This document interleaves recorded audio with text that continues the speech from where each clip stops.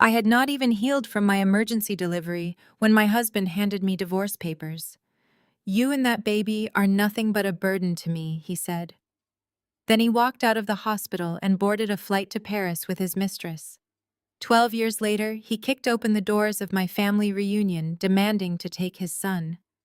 But when he realized exactly who my son was, the color completely drained from his arrogant face. If you have ever been betrayed by the people who should protect you the most, stay with me. Let me know where you are watching from, and subscribe if this is your first time here, because karma always collects its debts. The bass from the music was vibrating through the floorboards of the Grand Ballroom in downtown Atlanta. We were hosting our annual family reunion banquet, and my mother Brenda had spared no expense to show off her perceived wealth to the rest of the family. The room was dripping in gold accents and massive crystal centerpieces. I sat quietly near the head table, sipping my ice water and watching my older sister Keisha parade around the room in a designer gown. She was busy reminding all our aunts and uncles that her husband Brad, a wealthy real estate investor, had paid for the open bar. I was 34 years old, and I had learned a long time ago that staying silent was the easiest way to survive these family gatherings. My 12-year-old son Malik was in the private lounge down the hall working on his laptop. He was a quiet, brilliant boy who preferred writing code over making small talk with distant relatives who only knew how to judge and criticize. I took another sip of my water just as a loud crash echoed through the banquet hall. The heavy oak doors at the entrance were kicked violently open, the music screeched to a halt. The chatter of 60 family members died instantly. Standing in the doorway was DeAndre. He wore a custom-tailored suit and a smug smile that I had not seen in over a decade. The last time I saw that face, I was lying in a hospital bed recovering from a complicated surgery, while he packed his bags to leave the country with another woman. He marched straight down the center aisle, ignoring the shocked stares of my relatives. He did not look like a man who had abandoned his family. He looked like a man who owned the building. He walked directly up to my table and slammed a thick legal folder down with so much force that the crystal centerpiece shattered. Shards of glass and water spilled across the white linen tablecloth, soaking into the fabric. "Bring him out," DeAndre demanded, his voice booming through the silent room. "I am here for my son." I did not flinch. I did not drop my glass.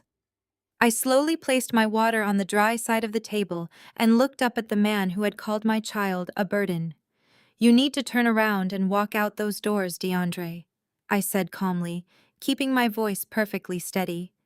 "You have no business being here, and you certainly have no son in this building." Instead of my family rushing to my defense, the room remained completely still. Then a familiar mocking laugh broke the silence. Keisha stepped forward, swirling her glass of expensive champagne. She looked me up and down with absolute disgust. "Oh, please, Zara," Keisha said with a smirk. "Do not be so dramatic. It is about time a real man took charge of that boy. You have been sheltering him for 12 years, living in your little apartment and doing whatever it is you do for work. DeAndre is successful now. He can actually give my nephew a real future." I stared at my sister, feeling the betrayal burn in my chest. My own flesh and blood was siding with the man who had left me destitute and bleeding in a hospital. Keisha had always been the golden child, the one my mother praised for marrying a rich white man and securing her status. In their eyes, I was just the unfortunate single mother who had failed to keep a husband. They had no idea about the life I had secretly built because they never cared enough to ask. I turned my attention back to DeAndre. "You have exactly 10 seconds to leave before I have security escort you out by force," I said. DeAndre laughed loudly, throwing his hands in the air to address the crowd. "Security," he mocked. "You think you can keep me away from my own flesh and blood, Zara?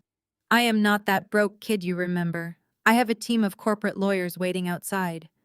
He reached into the ruined folder and pulled out a stack of documents, waving them in my face. "I have a court-ordered paternity test right here. I have full documentation proving I am the biological father of Malik. And since you clearly lack the financial means to provide him with the lifestyle he deserves, I have already filed for emergency full custody. He leaned closer, placing both hands on the table and lowering his voice, so only I could hear the malice in his words. I am taking Malik to Europe tonight, Zara. My private jet is waiting at the airport. You can either pack his bags right now, or my lawyers will make sure you never see him again, and you will not get a single dime from me to fight it. He stood up straight and adjusted his tie, looking incredibly proud of his threats. My mother Brenda nodded approvingly from the sidelines, totally captivated by his display of wealth and power. They thought I was cornered and helpless. They thought they had finally broken me completely. They were wrong. I reached across the ruined linen tablecloth, my fingers closing around the thick legal folder DeAndre had just slammed down. My intention was simple. I was going to throw his fraudulent paperwork right back into his arrogant face. But before I could even lift the heavy stack of documents, a large hand clamped down on my wrist. It was Brad. Keisha had married him 5 years ago, and ever since he had acted like the supreme ruler of our family. He stepped between me and DeAndre, puffing out his chest. Brad had this perpetual white savior complex, treating my family like charity cases he generously agreed to associate with. He tightened his grip, sending a sharp spike of pain up my arm, forcing me to drop the folder. I looked up at him, my eyes narrowing, but I kept my voice dangerously soft as I demanded he take his hand off me immediately. Brad let go with an exaggerated sigh, holding his hands up as if he were trying to calm down a rabid animal. "Listen carefully, Zara," he said, his voice dripping with condescension. "You need to drop the angry urban attitude right now and look at the bigger picture. This is not about your petty grudges from a decade ago. Show some respect. Do you have any idea who you are talking to?" He gestured toward DeAndre, who stood behind him like a smug emperor watching his subjects fight. DeAndre is a major player in the venture capital space. He closes deals you cannot even comprehend. In fact, he and I are currently finalizing a massive partnership that is going to elevate this entire family. We are talking generational wealth, Zara. Money that will pull your mother and sister into the upper echelon of society. And you are standing here trying to ruin it because you are bitter that he moved on to bigger and better things. Keisha stepped up next to her husband, wrapping her arm around his waist. "Brad is right, Zara," she chimed in. "You are being completely unreasonable. DeAndre has a right to his son, and Malik deserves to live in a mansion in Europe instead of rotting away in whatever cramped apartment you are renting this week. Let the man take his kid." I scanned the room. My mother Brenda was practically glowing, entirely captivated by the display of wealth radiating from them. My aunts and uncles murmured their agreement, hoping this promised generational wealth would trickle down to them. They were willing to sell my son to a man who abandoned us just for a taste of his fortune. Brad noticed the crowd siding with him, and his ego inflated. He reached into his suit jacket and pulled out a sleek leather checkbook. He clicked a gold pen and scribbled rapidly across the paper. "Let us be realistic, Zara," Brad said, maintaining that patronizing tone. "You are a single mother working some low-level data entry job. You cannot compete with us. You cannot fight his corporate lawyers. You cannot afford to give that boy the life he needs." Brad ripped the check and deliberately tossed it into the air. It fluttered down, landing right in the puddle of spilled water at my feet. "That is $5,000, Zara," Brad announced loudly, making sure everyone in the banquet hall heard. "That is more money than you have ever seen in your entire life. Take the buyout. Use it to pay off your credit cards or whatever debts you are drowning in. Sign the custody surrender papers quietly tonight. If you make this difficult, I swear I will use every connection I have in the Atlanta real estate market. I know people. I will have your landlord evict you by Friday, and I will personally call your boss to make sure you are blacklisted from every administrative job in the city. You will have absolutely nothing." The banquet hall fell completely silent. The only sound was the soft hum of the air conditioning vents overhead. 60 pairs of eyes burned into me. They were all holding their breath, waiting for me to break. They expected me to burst into tears. They expected me to drop to my knees, scramble for that soggy piece of paper, and thank the rich white man for his generous charity. They expected the broke single mother to fold under the crushing weight of their combined financial intimidation. I looked down at the check resting near the shattered glass. The ink was already beginning to bleed into the wet tablecloth fabric. Then I looked back up at Brad. His smug smile was identical to the one DeAndre wore. They were two arrogant men who believed that money could buy them out of any consequence and into any life they desired. I did not yell. I did not scream. I did not give them the angry reaction they were so desperately trying to provoke. Instead, I smiled. It was a cold, calculated smile that made Brad blink in confusion. I slowly bent down and picked up the damp check. I held it between my fingers, letting the water drip from the edge. Keisha sighed loudly, rolling her eyes as if my surrender was an absolute chore to watch.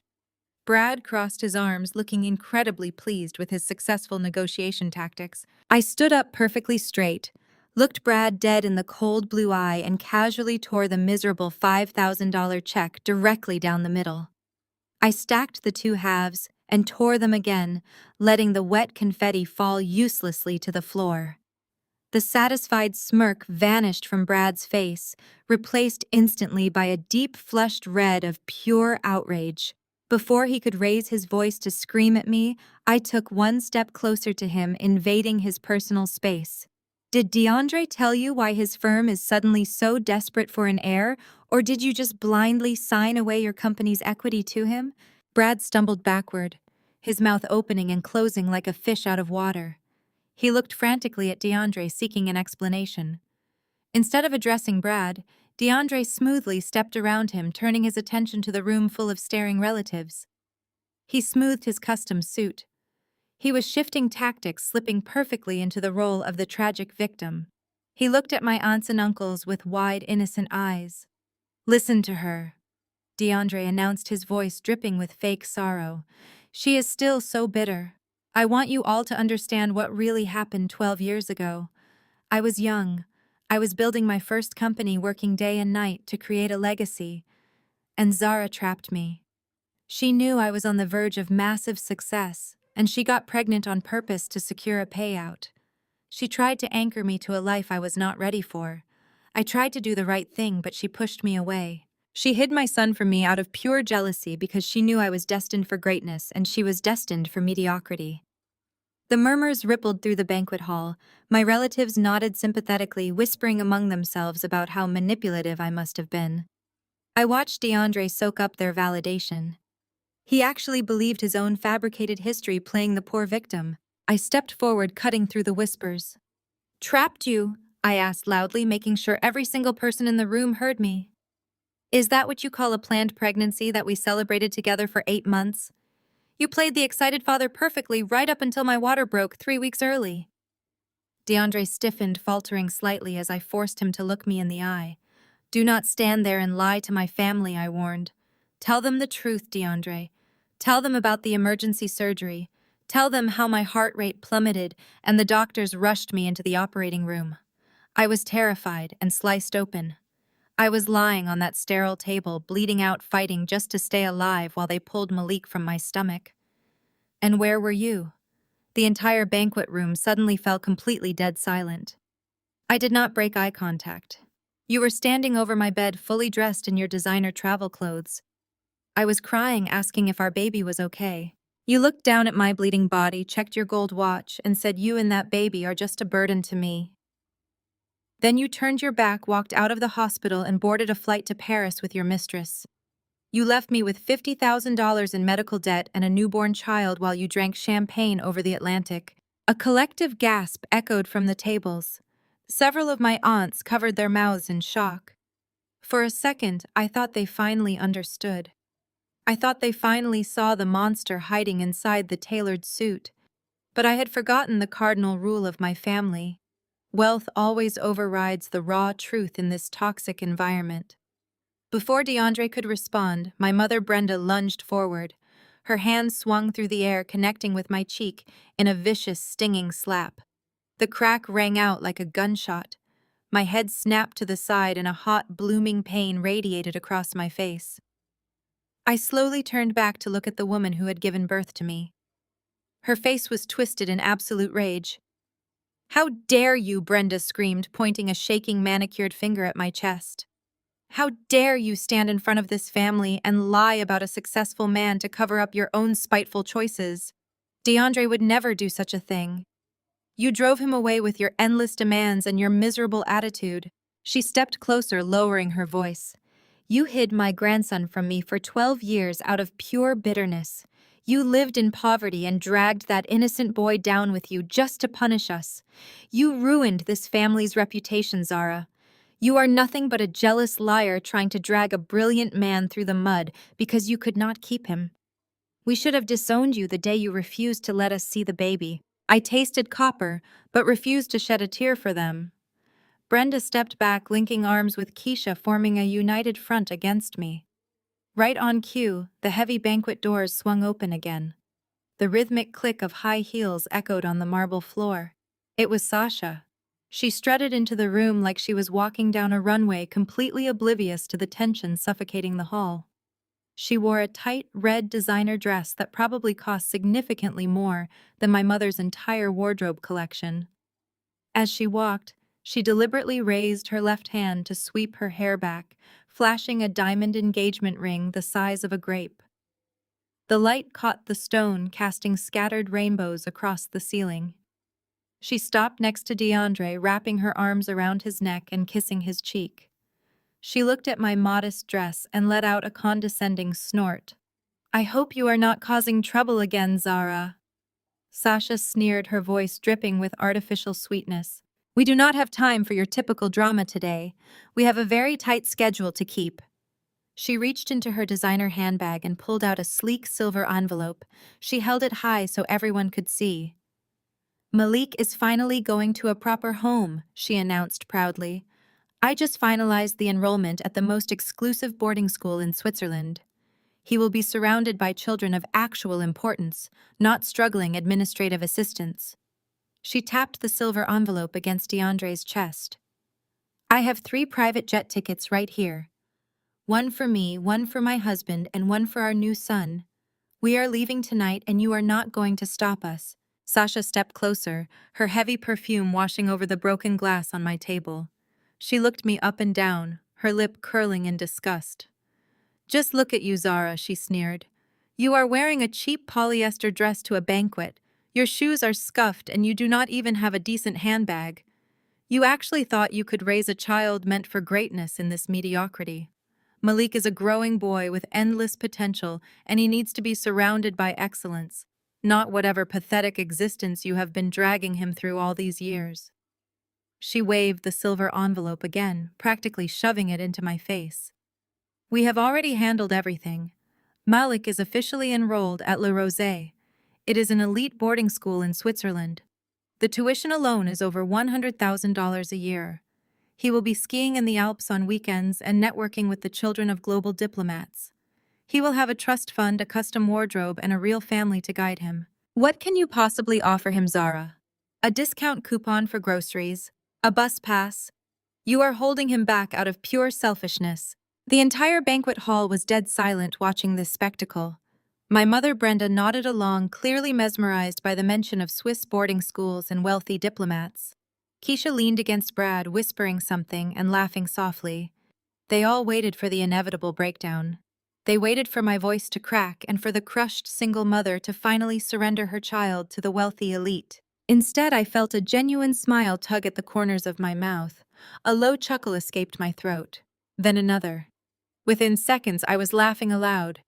It was not a hysterical laugh or a defensive scoff. It was a cold, deep, and completely genuine laugh that echoed off the high ceilings of the grand ballroom. I threw my head back and laughed at the sheer absurdity of these people. Sasha dropped her hand, the smugness slipping from her face. She looked at DeAndre, deeply confused, and then glared at me. "What is so funny?" she demanded, her voice turning shrill. "Are you having a mental breakdown? Are you completely delusional? You are about to lose your son, and you are laughing like a lunatic." Brad stepped forward, clearly agitated by my absolute lack of submission. His face was still flushed dark red from when I tore up his $5,000 check moments ago. He pointed a thick finger at me, his white savior complex shifting into raw vindictive anger. "Stop laughing," he barked loudly. "This is exactly the kind of toxic, angry attitude I was talking about. You have no respect for authority, and you have absolutely no grasp on reality. You think this is a game, Zara. You think you can just defy people who operate on a financial level you will never ever reach." He stepped around the shattered glass, closing the physical distance between us. "I tried to do this the nice way," he said, his voice dropping into a menacing growl. "I offered you a very generous buyout to walk away quietly, but you wanted to play hardball. Fine. Let us play hardball then. I know exactly where you work, Zara. Keisha told me all about your little data entry job at that tech firm downtown. You sit in a tiny gray cubicle entering numbers into a basic spreadsheet for $20 an hour. You are entirely replaceable." I tilted my head, maintaining my cold, unyielding smile. "Is that what Keisha told you?" I asked quietly. Brad smirked, looking back at Keisha, who nodded smugly from the sidelines. "I do not just know where you work, Zara. I know the wealthy people who own the building your firm leases. I play golf with men who sit on corporate boards across this entire city. I have deep connections that can completely crush your pathetic little life with a single phone call." He reached into his tailored suit jacket and pulled out his expensive smartphone, tapping the screen with aggressive force. "You want to act tough in front of the family," he continued, his voice rising, so the whole banquet room could hear his specific threats. "Let us see how tough you are when you cannot pay your rent. I am going to call the chief executive officer of your tech firm right now. I am going to tell him that his little data entry clerk has been harassing my business partner and creating a hostile environment. I will demand your immediate termination. And then, I will personally ensure that your name is permanently blacklisted from every single administrative agency and temp firm in the entire state of Georgia. By the time I hang up this phone, you will not just be losing your only son. You will be completely unemployable, entirely broke, and begging us for a handout just to survive." The relatives murmured again, shifting uncomfortably, but nobody stepped forward to stop him. Brenda actually looked relieved that Brad was putting me in my place. DeAndre crossed his arms, watching me with a victorious sneer. They all thought Brad held the ultimate trump card. They thought the imminent threat of deep poverty would finally force me to my knees. I let Brad finish his grand speech. I let the heavy silence hang in the air for a long moment while he held his phone up, waiting for my complete surrender. Then I casually reached into my modest clutch purse. I pulled out my own smartphone. The screen lit up instantly, recognizing my face. I opened my contacts list and set the device flat on the only dry spot left on my table. I slid the phone firmly across the slick wooden surface. "Call him," I said softly, my voice slicing through the tension in the room like a razor blade. "The CEO's name is in my contacts. Put it on speaker." Brad snatched the phone from the table with a triumphant scoff. He handled the device like it was a live grenade he was about to toss right back into my lap. He actually looked around the room to ensure he had an audience. My aunts and uncles leaned in closer, eager to watch my final downfall. Keisha crossed her arms over her designer gown, shooting me a look of pure pity, while Sasha adjusted her massive diamond ring, looking thoroughly bored by the entire spectacle. "You really brought this on yourself, Zara," Brad announced, his thumb hovering over the screen. "I gave you an easy way out, but you just had to push it. Let this be a lesson in respecting people who actually run this city." He tapped the screen, finding the contact labeled Chief Executive Officer, and pressed the call button. He hit the speaker icon and held the phone up high. The rhythmic ringing echoed through the silent banquet hall. One ring, two rings. Brad puffed out his chest, preparing to unleash his wrath. He was ready to name-drop his golf buddies and flex his supposed corporate influence. On the third ring, the line clicked open. But the voice that answered did not belong to a confident, powerful executive. It was a woman, and she sounded completely breathless, frantic, and entirely overwhelmed. "Executive office, this is Diane," the voice stammered over the speakerphone. Please tell me this is an emergency because it is absolute chaos down here right now. Brad frowned, his grand entrance momentarily derailed. Diane, he barked, using his most intimidating corporate tone. This is Bradston Sterling. I am a personal friend of your CEO and a major player in the commercial real estate sector. Put him on the line right this second. It is incredibly urgent regarding one of your lower-level employees. There was a sharp intake of breath on the other end of the line. Mr. Sterling, the HR director, replied, her voice shaking. I cannot put him on the line. He is not available. Brad let out a harsh laugh, rolling his eyes at DeAndre, who shook his head in amusement. They both thought they were dealing with an incompetent secretary. Listen to me very carefully, Diane, Brad threatened, leaning closer to the phone. I do not care if he is in a board meeting or on a conference call. You interrupt him. I am calling about a data entry clerk named Zara. She is standing right in front of me, acting completely unhinged and disrespecting her betters. I want her terminated immediately. Do you hear me? Terminated.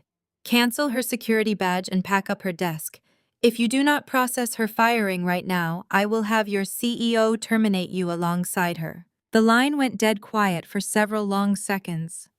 The silence in the ballroom was so absolute you could hear the ice melting in the water glasses. My mother stood with her arms crossed, waiting for the final blow that would put me back in the dirt where she believed I belonged. Sasha tapped her designer heel impatiently, clearly ready to march my son onto her private jet. Mr. Sterling. Diane finally spoke, and the sheer panic in her voice had been replaced by a deep, trembling disbelief. I do not think you understand what is happening here today. Then explain it to me, Diane, Brad snapped, losing his temper. Explain to me why you are refusing a direct order from a man who plays golf with your firm's investors. Because those investors do not own the company anymore. Diane blurted out the words, tumbling over each other in a rush of sheer adrenaline. A massive private equity firm executed a completely brutal, hostile takeover this morning. They bought out the majority shareholders before the market even opened. It was a total bloodbath, Mr. Sterling. The board was completely dissolved an hour ago. Brad blinked, the aggressive red flush on his face fading into a sickly pale color. Keisha uncrossed her arms, stepping forward with a look of deep confusion. DeAndre dropped his smug smile, his corporate instincts suddenly kicking in as he realized the magnitude of what the HR director was saying. What do you mean dissolved? Brad demanded, his voice losing its intimidating boom. Hostile takeovers of that size do not just happen overnight without industry chatter. Where is the CEO? Put him on the phone so I can figure out what is going on. I literally cannot put him on the phone, Diane practically shrieked over the speaker. The new ownership team sent in a private security detail at 8 o'clock this morning. They completely locked down the executive floor. The CEO was forced to surrender his laptop and his company phone. They did not even let him pack up his office, Mr. Sterling. I personally watched 2 armed guards escort him out of the lobby in front of the entire staff. He is gone. They are all gone. The new owner completely gutted the executive suite and froze all our accounts. We are terrified. Nobody knows who is keeping their jobs or what is going to happen next. The banquet hall remained paralyzed. The sheer scale of the corporate violence Diane was describing was entirely beyond the comprehension of my aunts and uncles. But Brad understood it. DeAndre understood it. They knew exactly what kind of ruthless financial power was required to execute a silent, hostile takeover of a major tech firm and completely decimate its leadership in a single morning. Brad stared at the phone in his hand as if it had turned into a venomous snake. His brain was desperately trying to process the information to find a way to maintain his dominance over the situation. He looked at me, his eyes narrowing as he tried to connect the broke single mother he despised with the corporate slaughter happening downtown. Fine, Brad stammered, trying to regain his footing. If the old CEO is gone, then put me through to whoever is in charge now. Put me through to this new ownership group. I will deal with them directly. I will make sure they know exactly what kind of toxic employee they have lingering in their data entry department. I want Zara gone, and I do not care who has to sign the paperwork. There was another heavy pause on the line. I could hear the faint sound of shredders running in the background of the HR office, a symphony of corporate panic. I kept my eyes locked on Brad, maintaining my cold, unyielding smile. I did not flinch. I did not look away. I just watched his arrogant world begin to fracture. "Mr. Sterling," Diane said, her voice dropping to an absolute whisper that echoed loudly through the ballroom speakerphone. "Sir, we do not take your orders anymore. We do not take orders from anyone in your network. Who do you take orders from then?" Brad demanded, his voice cracking with desperation. The HR director took a shuddering breath, the finality of her words preparing to drop like a guillotine. "The new owner is standing right in front of you," Diane announced, her voice trembling with absolute terror and respect. "Her name is Zara." I reached out and tapped the red button on my phone, ending the call. The dial tone echoed once through the speaker before I slipped the device back into my clutch. The color drained completely from Brad's face. He looked as though all the blood in his body had instantly rushed to his feet, leaving him sickly pale and trembling. His mouth hung open, forming a ridiculous portrait of a man whose entire universe had just been fundamentally shattered. Beside him, Keisha gasped loudly. Her fingers went completely slack, and the expensive crystal champagne flute she had been swirling slipped from her grasp. It hit the marble floor with a sharp crash, sending glass shards and expensive alcohol splashing across the polished stone. She did not even look down. Her wide, horrified eyes remained locked entirely on me. The silence in the grand ballroom was absolutely deafening. My aunts and uncles, who had been eagerly waiting for my public humiliation, were now frozen in varying states of shock.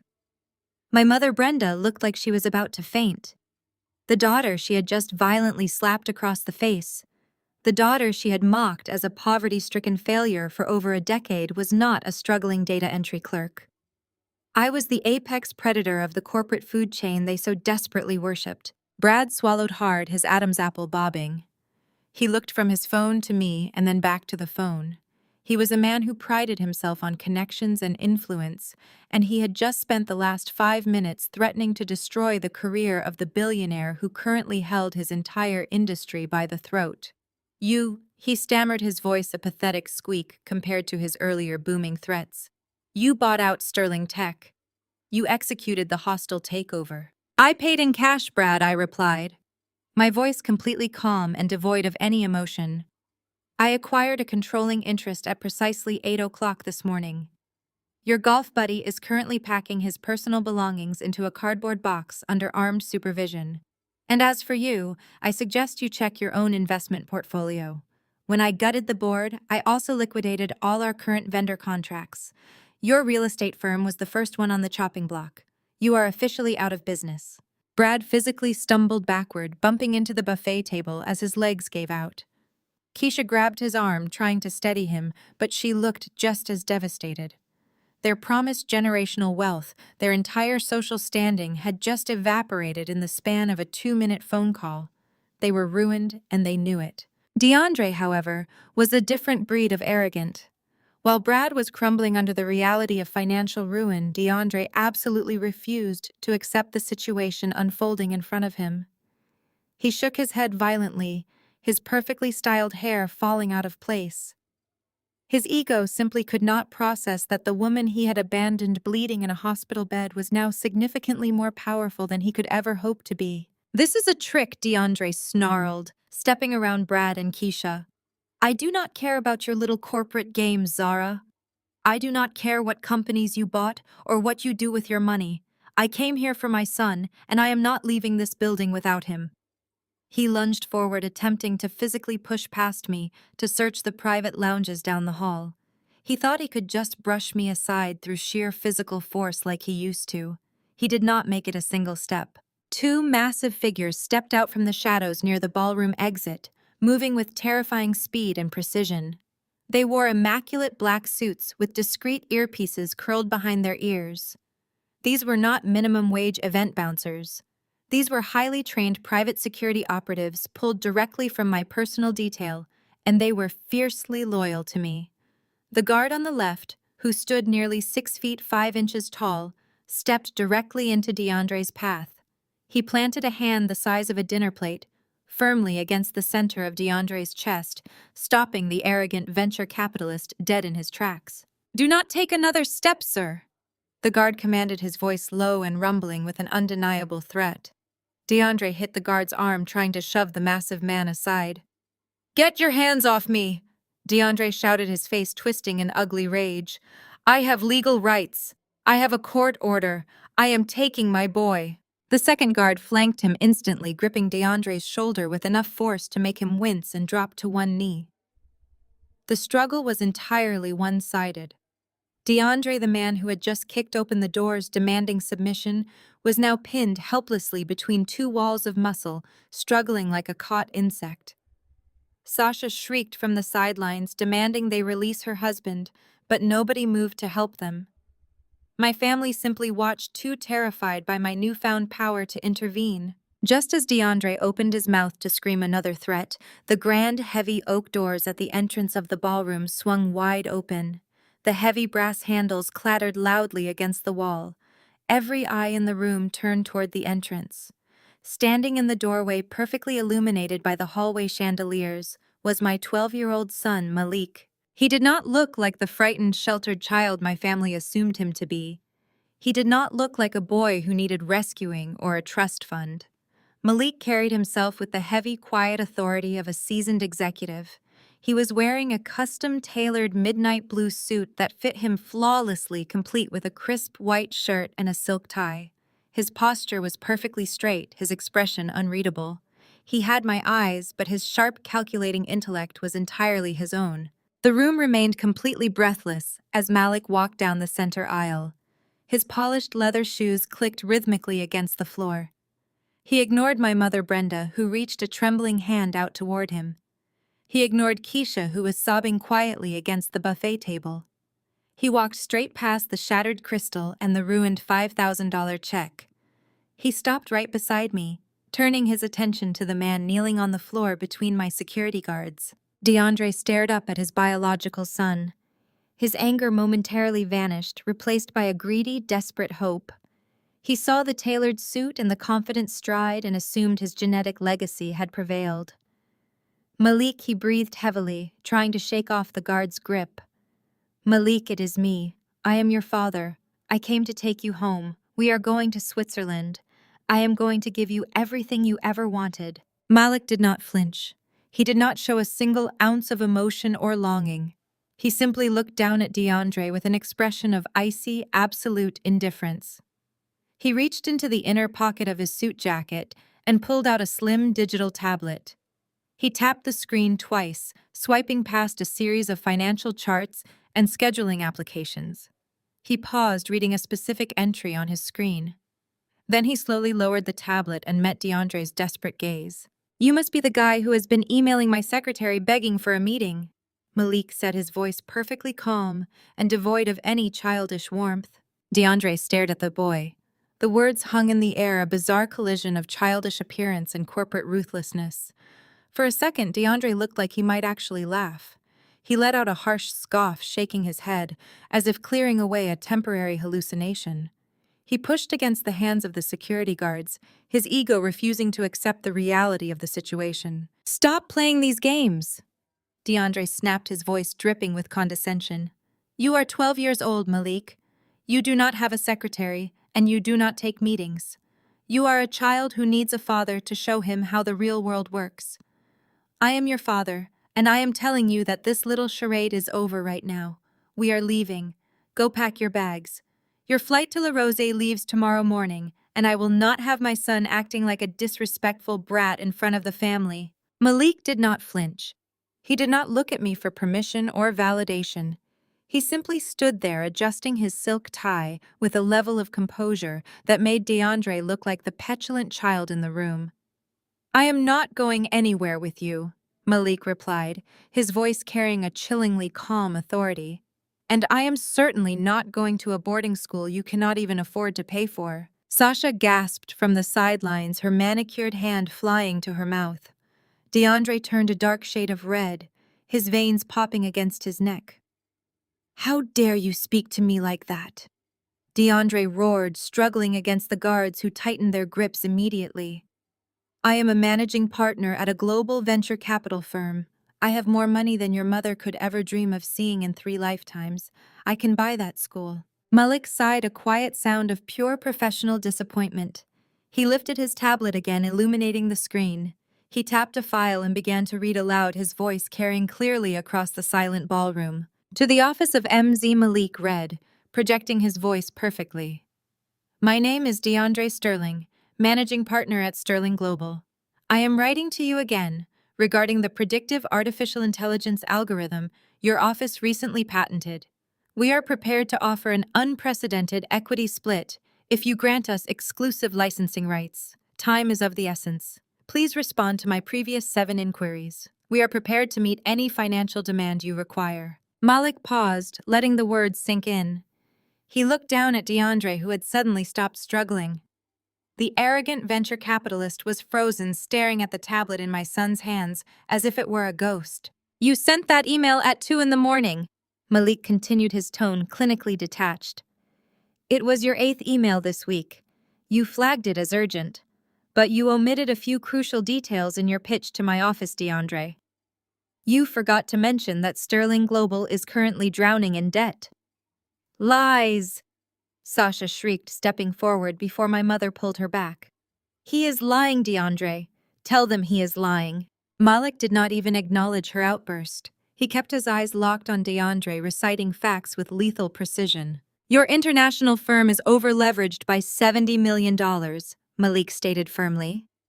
You made 3 catastrophic investments in offshore crypto exchanges last quarter, and they all tanked. Your primary investors are threatening to pull their capital by the end of the month. Your firm is currently under investigation by the Securities and Exchange Commission for misrepresenting your liquid assets. You are not a wealthy venture capitalist, DeAndre. You are a desperate man standing on the edge of total bankruptcy. The entire banquet hall was absolutely paralyzed. My aunts and uncles, who had spent the entire evening worshiping DeAndre and his supposed wealth, were now staring at him in complete horror. Keisha covered her mouth, backing away from Brad as if failure was a contagious disease. My mother looked like she was going to be sick. The glittering facade of the Sterling family wealth was crumbling into dust right in front of their eyes. DeAndre was breathing heavily, his chest heaving as the security guards held him in place. He looked at Malik, his arrogant mask entirely shattered, revealing the panicked, desperate man underneath. How do you know that? DeAndre whispered, his voice hoarse. How could you possibly know about the SEC investigation? That information is completely sealed. Nobody outside my executive board knows about our liquidity issues. Malik lowered the tablet, clasping his hands in front of him. Because before my office even considers taking a meeting with a desperate firm, we run a full diagnostic on their digital infrastructure, Malik explained simply. We bypass your firewalls, read your internal board communications, and evaluate your actual worth. And your firm is completely worthless, DeAndre. Your only hope of survival was acquiring that specific artificial intelligence algorithm to appease your angry investors. You thought buying the rights to that predictive software would magically save your sinking ship. DeAndre shook his head, his mind desperately trying to piece the impossible puzzle together. He looked at the tailored suit my son wore, the tablet, the security guards, and then he looked at me. His eyes were wide with a sudden terrifying realization. You, he breathed, staring at me. You work in data entry. You just input basic little numbers. I smiled, stepping forward.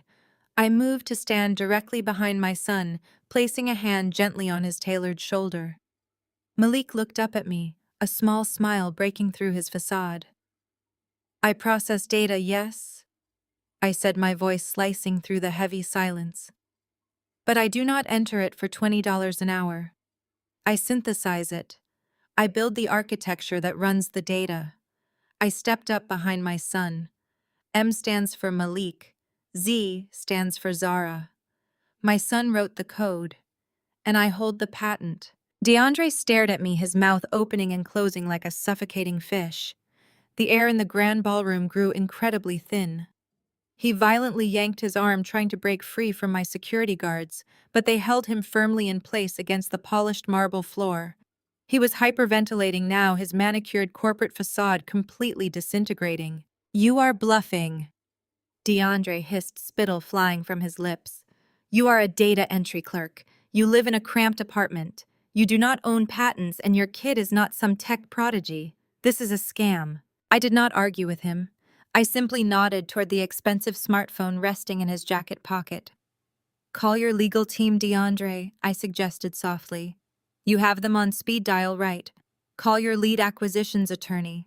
Ask him to verify the ownership records for the MZ predictive algorithm. I lifted my chin, challenging him. Put it on speaker. DeAndre fumbled frantically inside his tailored jacket, his hands shaking so violently he nearly dropped the device. He tapped the screen repeatedly, his breath hitching in his throat. The line rang twice before a crisp, professional voice echoed through the silent banquet hall. Sterling Global Legal, this is Marcus. Marcus, listen to me. DeAndre barked, panic completely overriding his usual polished tone. That MZ algorithm, the one we need to save the offshore accounts. Tell me who holds the patent. Right now. Sir, I told you yesterday the patent is locked behind a blind trust, Marcus replied, sounding confused by the sudden aggression. I do not care about the trust, DeAndre shouted, his voice cracking.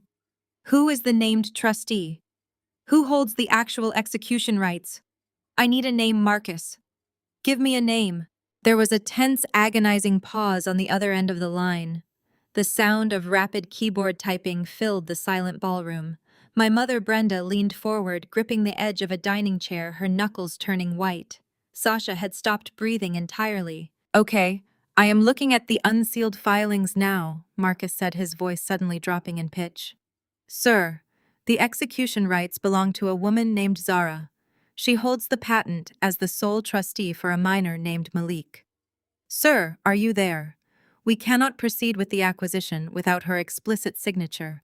If we do not secure this meeting by Friday, the board is going to declare bankruptcy. DeAndre dropped the phone. It clattered against the marble floor.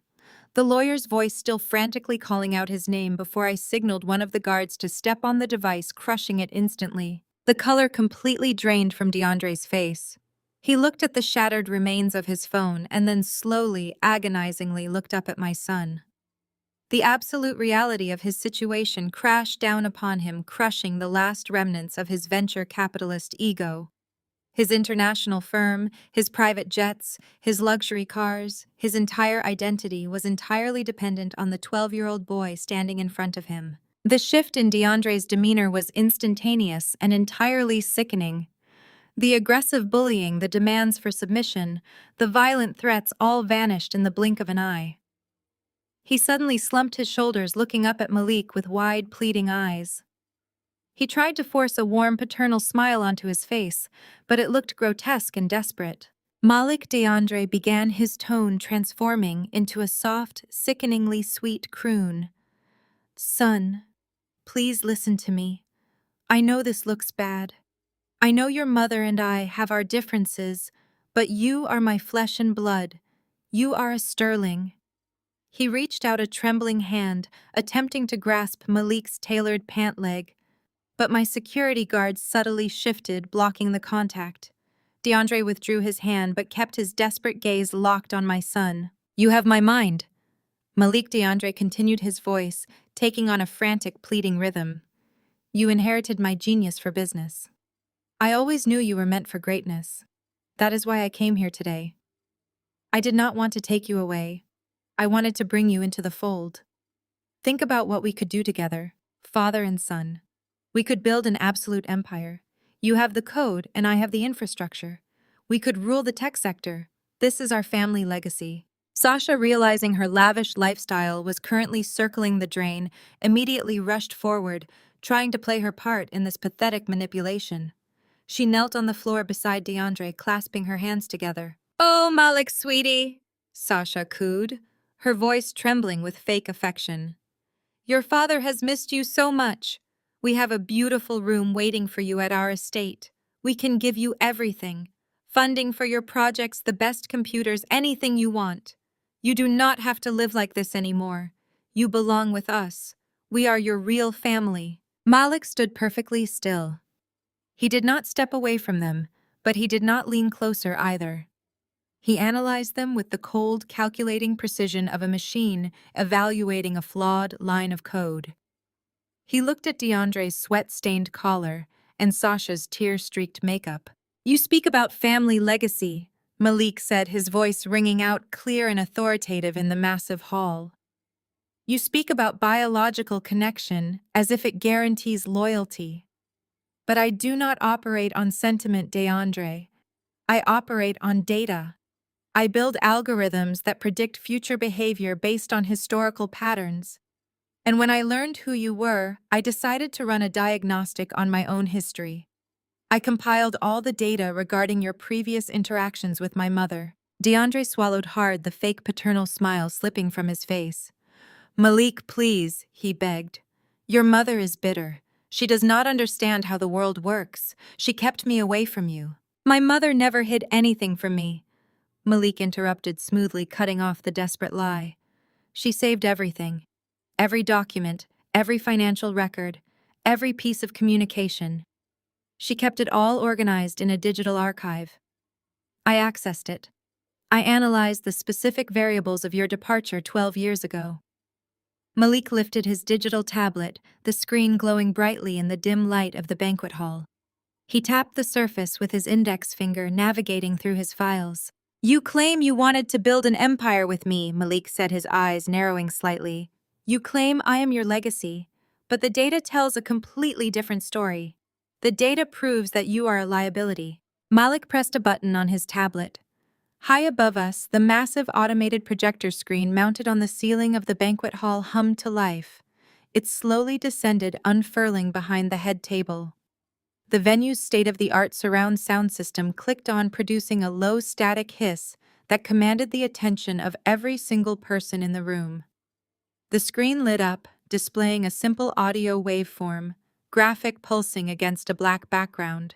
This is a behavioral baseline, Malik announced, staring down at the man kneeling on the floor.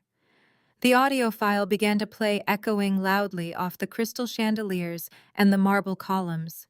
It was a recording taken 12 years ago inside a sterile hospital room just hours after I had given birth. The sharp click of a closing door echoed from the speakers, followed by the muffled footsteps of a younger DeAndre pacing across a linoleum floor. Then his voice filled the room, cold, calculating and laced with disgust. Listen to me very carefully, the recorded voice of DeAndre hissed. I am not throwing my career away for some sick infant. This kid is a burden. I am taking the corporate funds and leaving. Let her deal with the medical bills. I need that capital to launch my own firm, and she is too weak to stop me. You make sure the transfer clears before morning. The audio died, leaving a suffocating silence. DeAndre had not just abandoned his newborn son in intensive care. He had stolen the seed money for his entire empire, leaving me to drown in medical debt. DeAndre stayed glued to the floor, his face drained of blood. He trembled, staring up at the screen like a man watching his own execution. My family murmured in horror. Even Brad looked at him with revulsion. Stealing funds to abandon a sick child violated their twisted morality. Turn that off, my mother screamed, breaking the silence. Brenda shoved past my stunned relatives, her face flushed purple. She marched toward the front table, frantically waving her arms at the massive screen. She glared at Malik, then turned furiously to me. Turn that garbage off right now, Zara, Brenda demanded, her voice cracking. Are you trying to destroy this family? I looked at the woman who birthed me, feeling nothing but cold pity. She had spent my life protecting everyone but me. It is the truth, Mother, I said, my voice perfectly steady. He stole the money and left us to die. Why does the truth bother you so much? Because men make mistakes, Zara, Brenda shouted, pointing a finger at my chest. He was young and ambitious. You cannot hold a man hostage over one bad decision 12 years ago. He is offering your son a real future, and you are ruining it out of spite. You need to let the past go and accept his help. A low chuckle escaped my throat. I took a deliberate step toward her, forcing her to retreat. My security guards shifted, but I held up a hand, signaling them to stand down. I wanted to handle Brenda myself. You are not defending a man who made a mistake, Mother, I said, my voice dropping to a dangerous whisper. You are defending your own complicity. Brenda flinched. Her eyes darted nervously toward my family, who watched us with rapt attention. I do not know what you are talking about, she stammered. Do not play dumb, Brenda, I snapped, dropping the title of mother entirely. I ran the data. I traced the routing numbers from DeAndre's stolen corporate transfer. He did not just use that money to start his firm. He siphoned a specific amount into a secondary offshore account and wired it directly to a local bank in this city. Brenda shook her head violently. Zara, stop this right now. He wired exactly $84,000, I announced, raising my voice so the entire hall could hear every single syllable. Do you want to tell the family what that number represents, Brenda? Or should Malik pull up the bank records on the projector? My mother covered her face, letting out a pathetic whimpering sound. That was the exact amount left on your mortgage, I said, stepping closer. While I sat begging doctors for a payment plan so they would not turn off his incubators, my own mother was making a deal with the devil. You knew DeAndre stole the money. You knew he abandoned us. But you stayed quiet because he paid off your house. You traded your grandson for real estate. The collective gasp from the family was deafening. Keisha looked at Brenda as if she were a monster. Uncle Marcus turned his back in complete disgust. Brenda collapsed into a nearby chair, sobbing loudly, but nobody moved to comfort her. Her betrayal shattered the foundation of her matriarchal authority. She had sold me out, and now the entire world knew it. Sasha, who had been kneeling helplessly beside DeAndre, slowly pushed herself up from the floor. Her expensive designer gown rustled loudly. Her face was a mask of pure shock. She looked at the projector screen, then at Malik, and finally down at her husband. The pieces were rapidly falling into place inside her mind. She realized that the lavish lifestyle she had been flaunting all evening was a complete illusion. DeAndre was bankrupt. He was facing federal investigation. His only salvation was stealing a proprietary algorithm from the 12-year-old boy he abandoned over a decade ago. You do not have the money, do you? Sasha whispered, her voice shaking with terror. DeAndre scrambled to his feet, reaching out for her. Sasha, baby, please listen to me, he pleaded, his voice cracking. It is just a temporary liquidity issue. We just need the code. Once we secure the licensing rights, we will be back on top. We can fix this. Sasha slapped his hands away with violent force. The heavy diamond ring on her finger caught the light as she swung at him.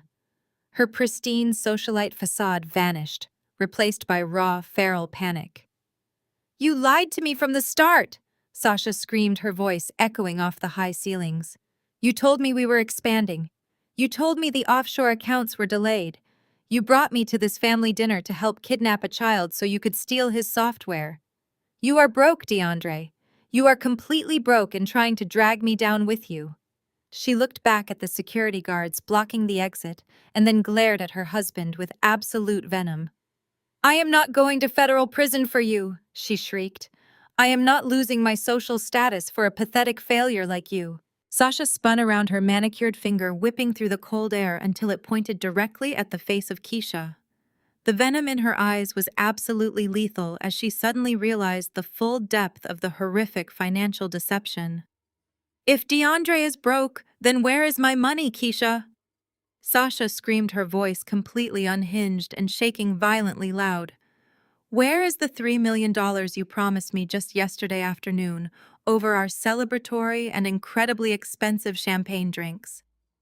The entire room went dead silent again, absorbing this brand new layer of utter disaster unfolding before their very eyes. Keisha stumbled backward, her designer heels catching on the thick, expensive carpet covering the floor of the grand ballroom space. Her face turned the color of ash, losing all of its previous arrogant superiority, instantly in front of everyone present. She opened her mouth to defend herself, but absolutely no sound came out of her completely dry, paralyzed throat now. Brad, who had been watching the family meltdown with morbid fascination, suddenly froze completely still in his absolute physical tracks. He slowly turned his head to look at his wife, his entire posture going incredibly rigid with extreme rising panic. His brow furrowed in deep confusion as he desperately tried to process the impossible reality of those stolen monetary numbers. $3 million, Brad asked, his voice dropping an octave, sounding dangerously calm and terrifyingly quiet in the large room. Keisha, what is Sasha talking about right now in front of our entire extended family and all these standing guards? What $3 million did you promise to this woman without speaking to me first about our joint financial assets? Keisha swallowed hard, pressing her shaking hands tightly against her stomach, as if she might be violently sick everywhere today. "It is nothing, Brad," she stammered, her voice trembling violently as she backed away further from his cold, piercing gaze. "Sasha is just hysterical because of everything happening with DeAndre's horrible business failure and his very public dramatic financial ruin. She does not know what she is saying. She is just blindly lashing out at everyone in the ballroom today. Do not call me hysterical, you lying thief!" Sasha shrieked, taking a threatening step forward with her angry fists clenched. My mother Brenda tried to intervene to protect Keisha, but Sasha shoved her aside forcefully with surprising strong physical strength. "You told me the transfer cleared yesterday." "Keisha." Sasha continued, pointing an accusatory finger sharply at her former close friend. "You looked me right in the eyes over mimosas and promised me the capital was securely locked away completely forever. You said it was a guaranteed return that would fund my new luxurious lifestyle indefinitely without any future monetary worries. I want my $3 million back right now before I call the federal authorities to strictly arrest you both." His angry face darkened with a terrifying realization as he rapidly connected the dots of her highly suspicious financial timeline. He grabbed the arm of Keisha, aggressively forcing her to look at him directly in her wide, terrified, staring eyes. "Keisha, look at me," Brad demanded, his voice rising above the anxious murmurs of the gathered crowd standing surrounding them. "Did you touch the commercial real estate capital that we secured for the massive new development project downtown yesterday morning? Did you authorize a secret transfer from the joint holding firm without securing my explicit and legally required professional consent?" Keisha tried to yank her arm away, tears of genuine panic welling rapidly in her perfectly made-up, beautiful eyes. "Brad, please do not do this here in front of Zara and Malik," she begged, her voice sounding incredibly desperate. "Let us go home right now and we can talk about this privately at home like a normal married couple." "No, we are talking about it right now," Brad roared, his unyielding heavy grip tightening further on her fragile arm. "We were supposed to close on that massive commercial plaza on Monday morning without fail or any further banking delays. That money was locked in escrow specifically for that massive property acquisition we carefully planned together for 3 long years. Tell me right now that you did not secretly touch our real estate capital. Keisha, please tell me that fact." Keisha finally broke completely under the immense pressure of his furious glare and the undeniable public exposure heavily surrounding her. She ripped her arm out of his powerful grasp and glared at him with pure, unadulterated, and very vicious hatred. "Yes, I took it," Keisha screamed, her shrill, piercing voice echoing loudly off the massive marble pillars fully surrounding us. "I transferred it directly to DeAndre Offshore Holding Account to exclusively fund his highly anticipated artificial intelligence stolen patent acquisition. And I would absolutely do it again if it meant finally getting away from this miserable and profoundly boring marriage. I wanted to double my investment instantly with the algorithm acquisition, take my $6 million, and absolutely leave you. You gave our company capital to this pathetic fraud, so you could abandon me," Brad asked, his voice trembling violently. Brad let out a guttural, terrifying roar that completely shook the very structural foundations of the massive, decorated grand ballroom. The horrible sound tore from his throat, echoing with years of suppressed anger and immediate, deeply painful, devastating personal heartbreak. He lunged toward Keisha, his large hand raising high above his head, forming a tight and incredibly massive strike fist. He was entirely consumed by a blind, violent rage, fully ready to completely strike the terrible woman who ruined him. My security guards moved with terrifying speed and absolutely lethal professional precision, closing the short distance instantly between the couple. One guard grabbed the raised arm of Brad, twisting it sharply, while the other tackled him forcefully at his waist. The guards pinned him down immediately, planting their heavy knees firmly into his broad back against the cold, hard floor. Brad thrashed wildly beneath the crushing weight of the highly trained security personnel. His face was pressed violently against the marble floor, but his unyielding, arrogant ego refused to surrender to the harsh reality of his situation. He spat out a string of vicious curses, his voice echoing through the paralyzed banquet hall. The veins in his neck bulged dangerously as he tried to buck the men off his back, but they shifted their stance, driving their knees deeper between his shoulder blades until he let out a sharp gasp. Keisha scrambled backward on her hands and knees, her expensive dress tearing on a shattered champagne flute. She hid behind my aunt, covering her ears to block out the sounds of her furious husband. Brad eventually stopped struggling and slowly turned his head to look directly at me. His bloodshot eyes burned with a toxic mixture of profound humiliation and unchecked rage. He could not strike his deceitful wife, so he directed his entire furious arsenal directly at the woman orchestrating this public execution. "You think you are so smart?" Zara Brad spat, his voice dripping with venom. "You think you can waltz in here with rented thugs and your illegitimate child and humiliate me? Do you have any idea who I actually am? I am Bradley Vance. I am the only reason this pathetic family has seen real money in 10 years. I elevated Keisha from a cramped apartment to a gated estate. I paid for her luxury cars and designer wardrobe. I funded your mother Brenda when she could not pay her bills. I am the absolute savior of the Sterling family, and you all owe me everything." I stood perfectly still, watching the pathetic display of an entitled man losing his grip on reality. "You are nothing, Zara!" Brad roared, spit flying from his lips as he struggled against the cold floor. "You are a glorified typist playing dress-up. I have a real estate portfolio worth hundreds of millions of dollars. I own half the commercial district in this city. I own the luxury high-rises you look at on your way to your cubicle every morning. I could crush you and your little tech prodigy with a single phone call to my legal team. I will drag you through a decade of brutal litigation until you are bankrupt and begging for scraps. In fact, I own the very building you are standing in right now. I bought this luxury hotel complex 3 years ago.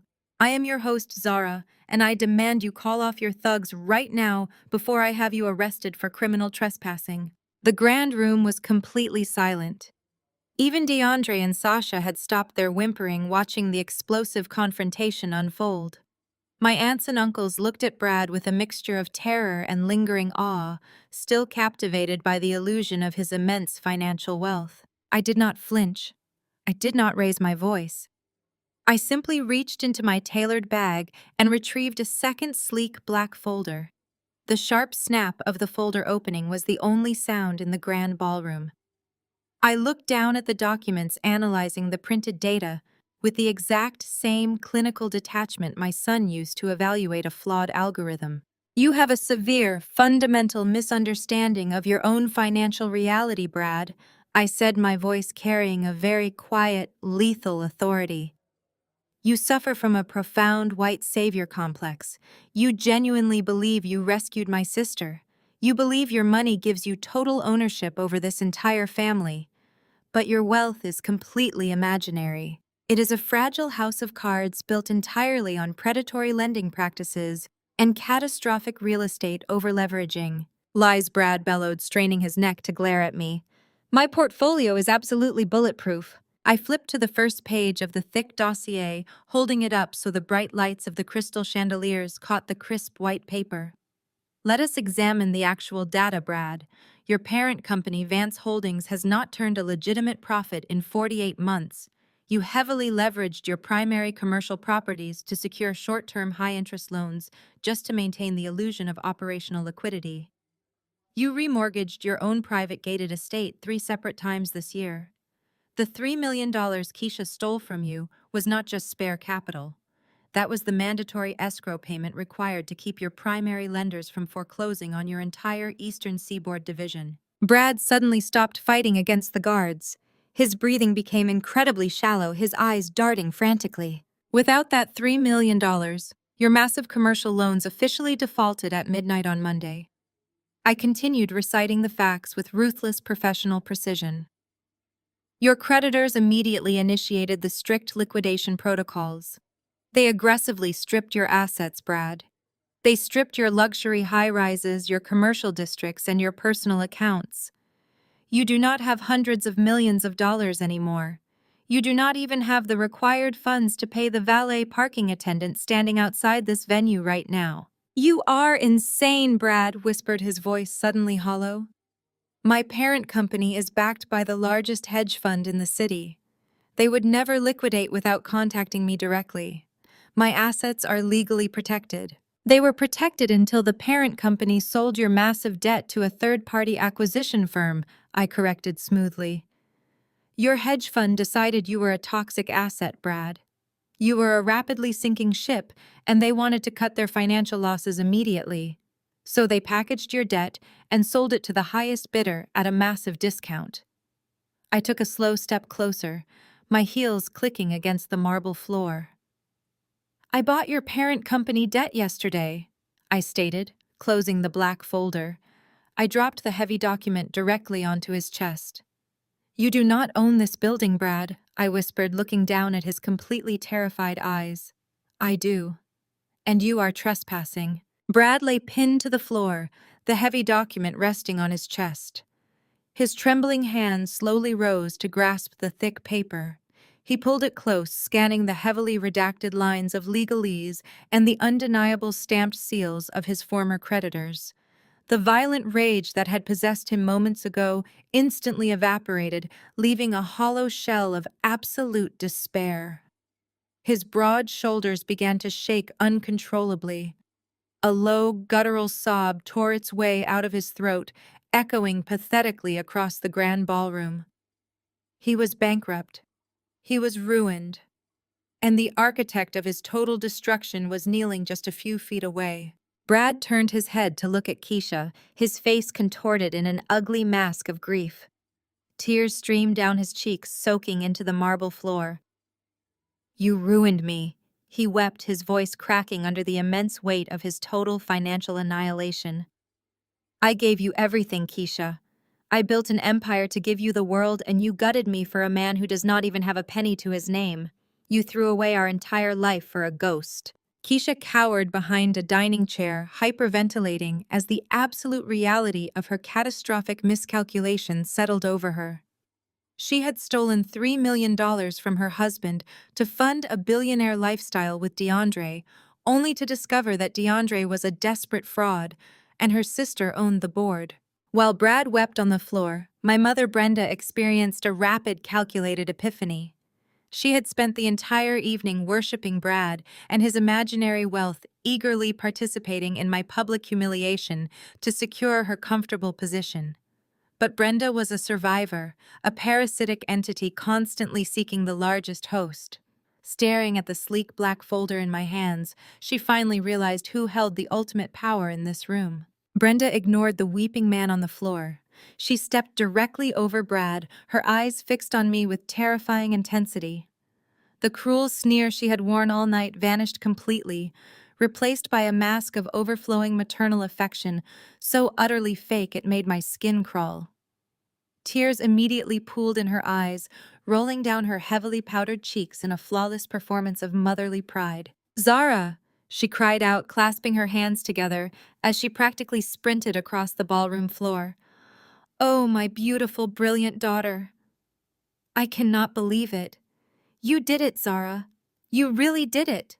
She reached out, throwing her arms wide open, preparing to pull me into a suffocating embrace. I always knew, she wailed, her voice echoing with manufactured emotion. I always knew my baby girl was a genius. I told everyone you were destined for greatness. You are a billionaire, Zara. You own this entire building. Oh, come here and hug your mother. I did not move a single muscle. As Brenda lunged forward, intending to wrap her arms around my neck, my lead security guard smoothly stepped between us. He raised a single gloved hand, pressing it firmly against my mother's shoulder, halting her advance. Brenda stumbled backward, her fake smile faltering for a brief second before she tried to push past him. "Zara, tell him to move," She laughed nervously. It is just me, honey. It is your mother.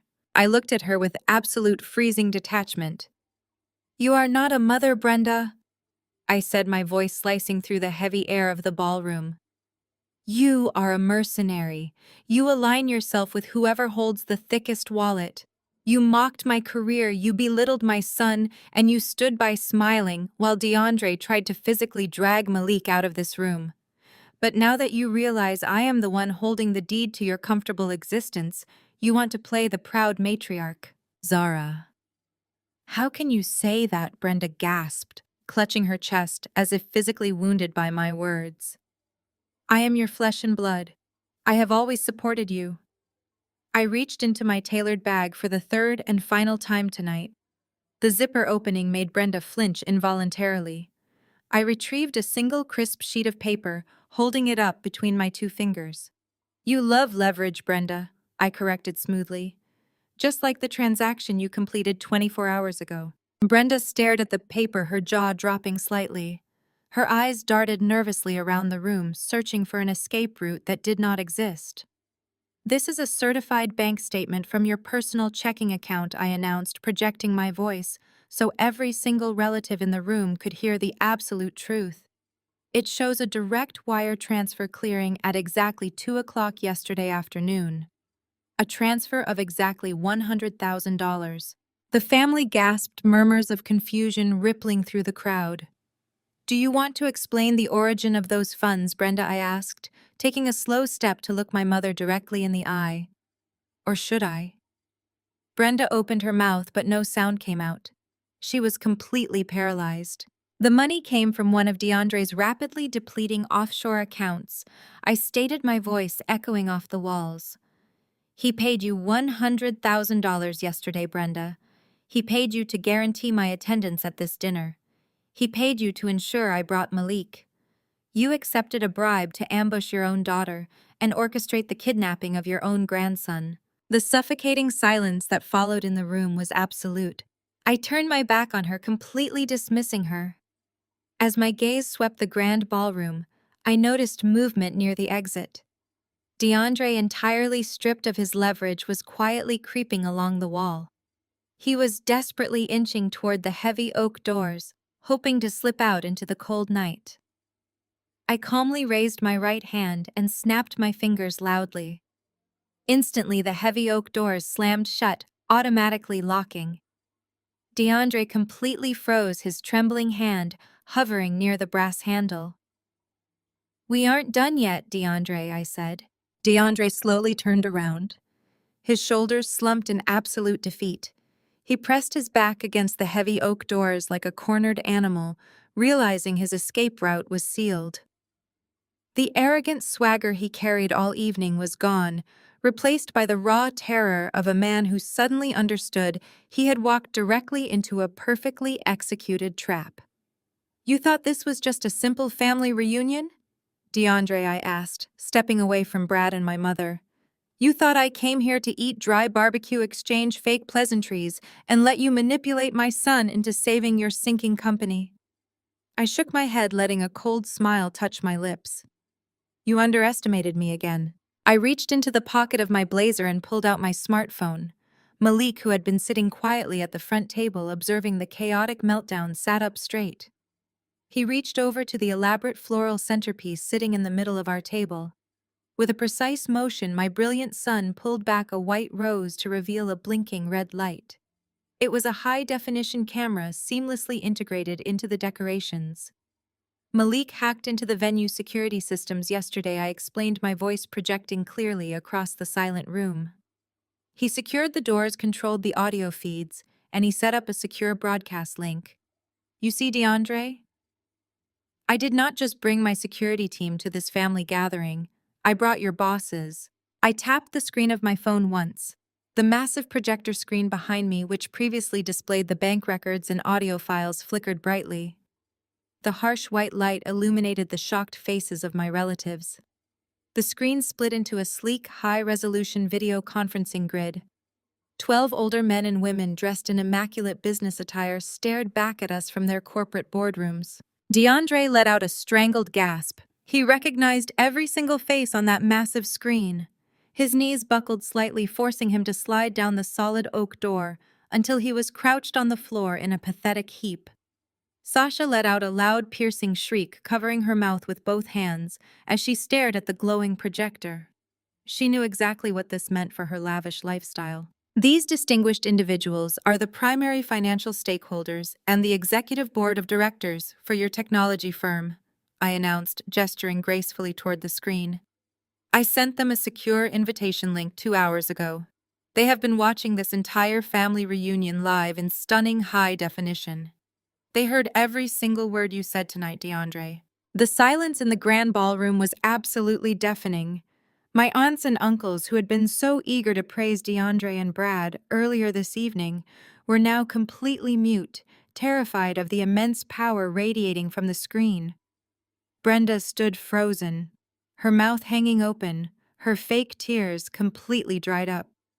She finally realized the staggering magnitude of my carefully orchestrated vengeance. I looked directly at the center tile on the video grid. It featured a stern older man with silver hair and a meticulously trimmed beard sitting in a dark leather chair. He was the majority shareholder and the supreme authority over DeAndre and his entire corporate existence. You built your reputation on the illusion of self-made brilliance.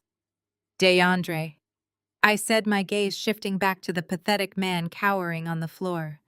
You convinced these investors that you were a visionary leader. You told them you built your initial proprietary software from scratch through sheer hard work. But you did not build anything. You stole it.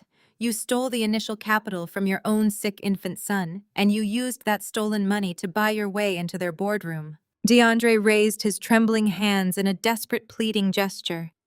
Please, Zara, he begged, his voice cracking pathetically. Please turn it off. I will give you anything you want. I will give you equity.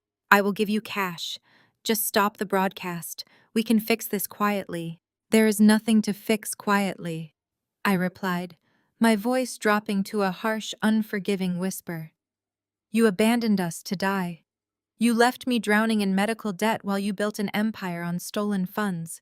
You thought you could just waltz back into our lives 12 years later and steal from my son again. You thought you held all the leverage because you had Brenda and Keisha working as your paid spies. But you forgot one crucial detail.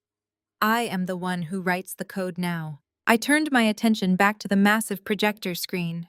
The silver-haired man in the center tile leaned forward, resting his elbows on his mahogany desk. His expression was a terrifying mask of absolute corporate fury. He looked at DeAndre with the kind of disgust normally reserved for stepping in something vile on the street. The audio feed from the video call crackled to life, filling the grand ballroom with crystal-clear sound. The chairman cleared his throat, an authoritative sound that made DeAndre flinch violently against the locked oak doors. DeAndre, the chairman, began, his deep voice echoing relentlessly through the venue speakers. We have been listening to this entire exchange with profound horror and deep professional disgust. We trusted you with our capital. We trusted you with the future of this firm. You assured us the recent liquidity issues were a temporary market fluctuation. You assured us you had a revolutionary new algorithm ready for immediate deployment. The chairman paused, his eyes narrowing as he glared through the camera lens directly at DeAndre. Instead, we just watched you attempt to strong-arm a 12-year-old boy into surrendering his intellectual property. And worse, we just heard you explicitly admit on a live recorded feed to embezzling corporate funds 12 years ago to illegally start this company. DeAndre buried his face in his hands, sobbing. You are fired effective immediately, DeAndre, he stated coldly. DeAndre collapsed forward, his knees hitting the hard marble floor with a heavy thud. He crawled toward the projector screen, his hands reaching out as if he could physically touch the board members sitting hundreds of miles away. Wait, please listen to me, he pleaded, his voice completely shattering into a pathetic whine. You cannot do this to me. I built this company from the ground up. I am the face of this brand. Those initial funds were just a temporary personal loan. I paid it all back. I made you all incredibly wealthy. The silver-haired chairman stared down at him through the camera lens, his expression completely devoid of any human sympathy. You did not take a personal loan. DeAndre, the chairman, stated, his voice booming through the ballroom speakers with terrifying finality. You committed grand larceny. You committed corporate fraud. And you deliberately concealed this severe criminal history from our investment committee during the initial vetting process. We do not tolerate thieves in our organization. DeAndre gasped for air, clutching his chest as panic overwhelmed him. I can fix this, he stammered wildly. I can get the new algorithm. Zara is just angry. She will negotiate. We can license the artificial intelligence protocol and triple your investment by the fourth quarter. Give me 48 hours. Please just give me 2 days to make this right. The chairman shook his head slowly. You do not have 48 seconds, DeAndre. The board convened an emergency vote while Zara was presenting her undeniable evidence. We are completely pulling all financial backing effective this very second. Our legal team is actively contacting the federal authorities to report your admitted embezzlement. Furthermore, we are initiating immediate hostile asset seizure protocols to recover our compromised capital. We are freezing your executive bank accounts. We are seizing your corporate stock options. We are placing an immediate lien on your personal properties, including your primary residence and your luxury vehicles. Everything you acquired using our money is now officially forfeit. The live video feed abruptly cut out, leaving a blank white screen glowing behind me. The sudden silence in the room was absolute. The illusion of DeAndre was dead. The billionaire tech mogul was gone, entirely replaced by a broken, bankrupt criminal sobbing hysterically on the floor of a hotel ballroom. Sasha stood frozen near the front table. Her eyes were wide with pure, unadulterated terror. She looked at the blank screen, then down at DeAndre, then at her own hands. Her hands were covered in diamonds and rare jewels paid for by a man who now possessed absolutely nothing. The lavish, luxurious lifestyle she had paraded in front of my family all evening had just evaporated into thin air. There would be no private jets. There would be no designer shopping sprees in Paris. There would only be federal investigators and massive, crippling debt. A low, guttural sound escaped Sasha. It was not a sound of sympathy for her husband. It was the sound of a selfish woman realizing she was trapped on a sinking ship. She began hyperventilating, her chest heaving as she stumbled backward away from the sobbing man on the floor. Sasha, baby, DeAndre gasped, reaching a trembling hand out toward her. Please help me. We can fight this together. We can hire lawyers. I still have some offshore accounts. We can survive this. Sasha looked at his outstretched hand as if it were covered in poison. You disgusting, pathetic loser! Sasha screamed, her voice completely unhinged and echoing sharply through the quiet ballroom. You dragged me into this mess. You promised me the world. You swore you were untouchable. You brought me to this miserable family reunion to flaunt a wealth you never even rightfully owned. She grabbed her left hand and viciously tugged at the massive diamond engagement ring sitting on her finger. The ring was so large it caught on her knuckle, but she yanked it with brutal, panicked force, scratching her own skin. She pulled the ring free and threw it directly at DeAndre. The heavy diamond struck him right in the face, leaving a small red mark on his cheek before bouncing across the marble floor and rolling under a nearby table. I am not going down with you, Sasha yelled, taking another step backward toward the locked oak doors. I am young and I am beautiful. I am not spending the best years of my life visiting you in a federal penitentiary. I am leaving you, DeAndre. I am filing for divorce the second I walk out of this building. Do not ever contact me again. DeAndre stared at her, his eyes wide with a mixture of shock and rising frantic anger. You cannot leave me now, he shouted, his own voice turning vicious. You knew about the financial discrepancies, Sasha. You knew exactly where the money was coming from when you bought that designer wardrobe and those luxury cars. You enjoyed every single cent of that stolen capital. You are just as guilty as I am. The panic in the eyes of Sasha escalated into sheer blind terror. The security guards standing near the doors shifted their weight, blocking her only potential exit path. My relatives watched the spectacular implosion of this glamorous couple, completely mesmerized by the absolute destruction unfolding before them. Sasha shook her head violently, her carefully styled hair flying wildly around her face. She pointed a manicured finger at DeAndre, her voice rising to a frantic, desperate pitch. Do not you dare try to pin your criminal activities on me. DeAndre, she shrieked hysterically. I just spent your money. I did not do any of the actual paperwork. I did not log into those banking portals. I did not forge those offshore wire transfers you did. The heavy silence returned instantly, snapping back into the room like a physical shock wave.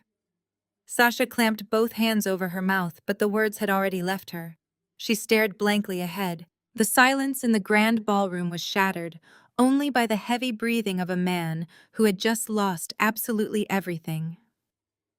DeAndre pushed himself off the marble floor, his perfectly tailored suit now wrinkled and stained with the remnants of Sasha's thrown engagement ring. He looked at Sasha, his eyes bloodshot and wide with a terrifying manic energy. She had just handed the federal authorities the final nail for his coffin on a silver platter. The board members on the projector screen had already disconnected, leaving a glowing white rectangle that illuminated DeAndre's descent into total madness. He turned his head slowly, his gaze sweeping past the locked oak doors, past my horrified mother, and finally landing directly on my 12-year-old son. Malik sat calmly at the table, his hands resting near the hidden camera he had so brilliantly deployed. DeAndre's jaw clenched. The desperation in his eyes morphed into something entirely unhinged. If he could not have the company and he could not have the stolen offshore funds, he needed a new asset.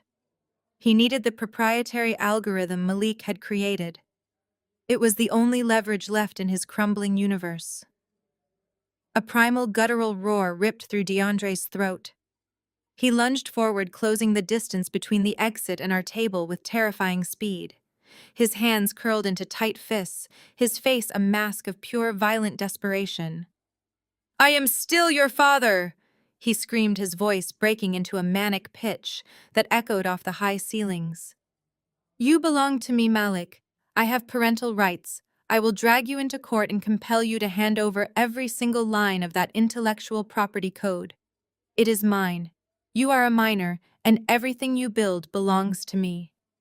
He lunged over the scattered dining chairs, knocking crystal glasses to the floor in his blind rush toward my son. He reached out his hands, aiming right for Malik's collar. I did not even blink. I moved with the lethal speed of a lioness protecting her cub, stepping directly into his path. I planted my heels firmly into the marble floor and shoved both of my hands squarely into DeAndre's chest. The impact stopped his frantic charge dead in its tracks, sending him stumbling backward into a linen-draped table. "Do not you ever take another step toward my son," I warned, my voice dangerously low and vibrating with absolute lethal intent. "You lost the right to call yourself a father 12 years ago when you left us to starve. You are nothing to him." DeAndre scrambled to catch his balance, knocking over a silver gravy boat. He pointed a trembling finger at me. "You cannot stop me, Zara," he panted, wiping spit from his chin. "I am on his birth certificate. The law is on my side. The courts will give me custody, and I will take that code. You cannot fight a legal battle when I exercise my paternal rights." He looked around the room, appealing to the frozen relatives. "Tell her," he shouted. "Tell her a father has rights to his son's assets." My aunts and uncles shrank back into the shadows, terrified of the deranged man raving in the center of the ballroom. I smiled a cold, predatory smile that made DeAndre freeze. "You really think I planned this entire evening without consulting the best legal minds on the continent?" I asked, tilting my head slightly. I raised my hand and gestured toward the far corner of the venue. A lone figure sat at a small cocktail table near the buffet line, completely undisturbed by the chaos. The man wiped his mouth with a crisp white napkin, taking one final bite of potato salad before slowly rising to his feet. He was impeccably dressed in a bespoke charcoal pinstripe suit, carrying a sleek leather briefcase. He adjusted his glasses and walked across the ballroom floor with the predatory grace of a great white shark. The heavy silence returned as every eye tracked his movement. "This is Marcus Vance," I announced, keeping my body firmly positioned between DeAndre and my son. "He is a senior partner at the most ruthless corporate and family litigation firm in the country. He has been enjoying the catering for the last 2 hours while waiting for this exact moment." Marcus Vance came to a halt right next to me. He did not look at DeAndre with anger. He looked at him with absolute clinical detachment. He unclasped his leather briefcase and reached inside, pulling out a thick stack of legal documents bound by a heavy blue seal. DeAndre stared at the papers, his bravado faltering. "What is that?" he stammered, taking another step back. "You cannot serve me here. I know my rights." Marcus Vance offered a chilling, perfectly practiced smile. "You actually have a fundamental misunderstanding of your rights, Mr. Sterling." Marcus stated, his voice smooth and carrying the lethal weight of an executioner. "You see, when Miss Hayes retained my services, she provided extensive documentation of your 12-year absence, your failure to provide a single cent of financial support, and your complete lack of contact. Combine that overwhelming evidence with the fact that you just admitted to federal wire fraud and embezzlement on a live broadcast, we had more than enough grounds for an expedited emergency ruling." The prominent lawyer stepped forward, deliberately closing the remaining distance between them now. He looked down at the sweating and trembling man who had tried to steal from a child. "This is not a negotiation or a preliminary filing, Mr. Sterling. These are signed court orders authorized by a federal judge who thoroughly reviewed the extensive criminal evidence against you just this morning." Marcus Vance extended his right arm and slapped the heavy stack of legal documents directly against DeAndre's chest, forcing him to instinctively grab them. "Under international abandonment laws and the felony fraud charges pending, your parental rights were officially terminated 48 hours ago." DeAndre stared blindly at the thick stack of legal documents pressed against his chest. His trembling fingers gripped the heavy paper, but his mind completely failed to process the absolute reality of his situation.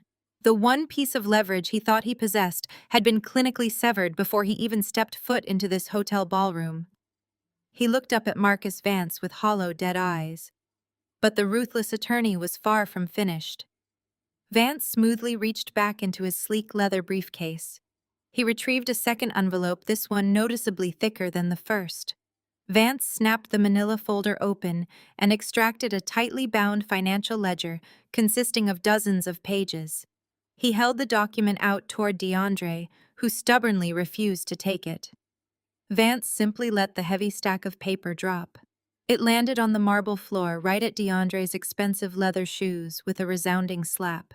"That document represents a comprehensive accounting of your financial obligations," Mr. Sterling Vance stated, his voice projecting with crisp, professional authority. "When Miss Hayes retained my firm, she did not just ask us to protect her son. She asked us to mathematically quantify the exact financial damage of your cowardly 12-year absence. The court agreed with our assessment in full. You are looking at a court-ordered judgment demanding immediate payment." DeAndre looked down at the top page of the ledger. His eyes widened as he read the bold numbers printed at the bottom of the summary sheet. "That is impossible," DeAndre gasped, staggering backward until his spine hit the locked oak doors again. "You cannot possibly demand this amount of money. This is an extortion attempt." I stepped forward, standing shoulder to shoulder with Marcus Vance. I looked down at the man who had abandoned me when I was a terrified young mother. "It is simple math, DeAndre," I explained, my voice perfectly calm and devoid of any sympathy. "You owe 12 full years of back child support. That is 144 months of missed payments. My legal team calculated those payments based on the massive corporate salary you were secretly drawing while pretending to be a struggling entrepreneur. We added the standard compounding interest for every single month you failed to pay." DeAndre shook his head wildly, wiping a bead of sweat from his forehead. "But this total is astronomical," he whined, gesturing frantically at the ledger on the floor. "Child support does not equal this massive number." "You are absolutely correct," Mr. Sterling Vance interjected smoothly, checking his expensive wristwatch. "The child support is only a fraction of that total. The judge also awarded my client substantial punitive damages.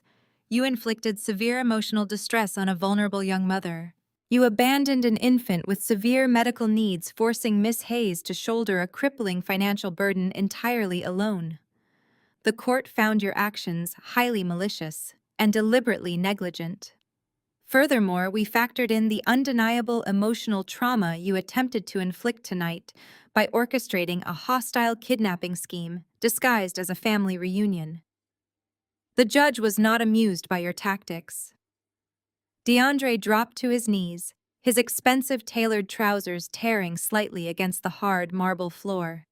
He looked like a broken, pathetic shell of the arrogant billionaire who had strutted into this room just hours ago.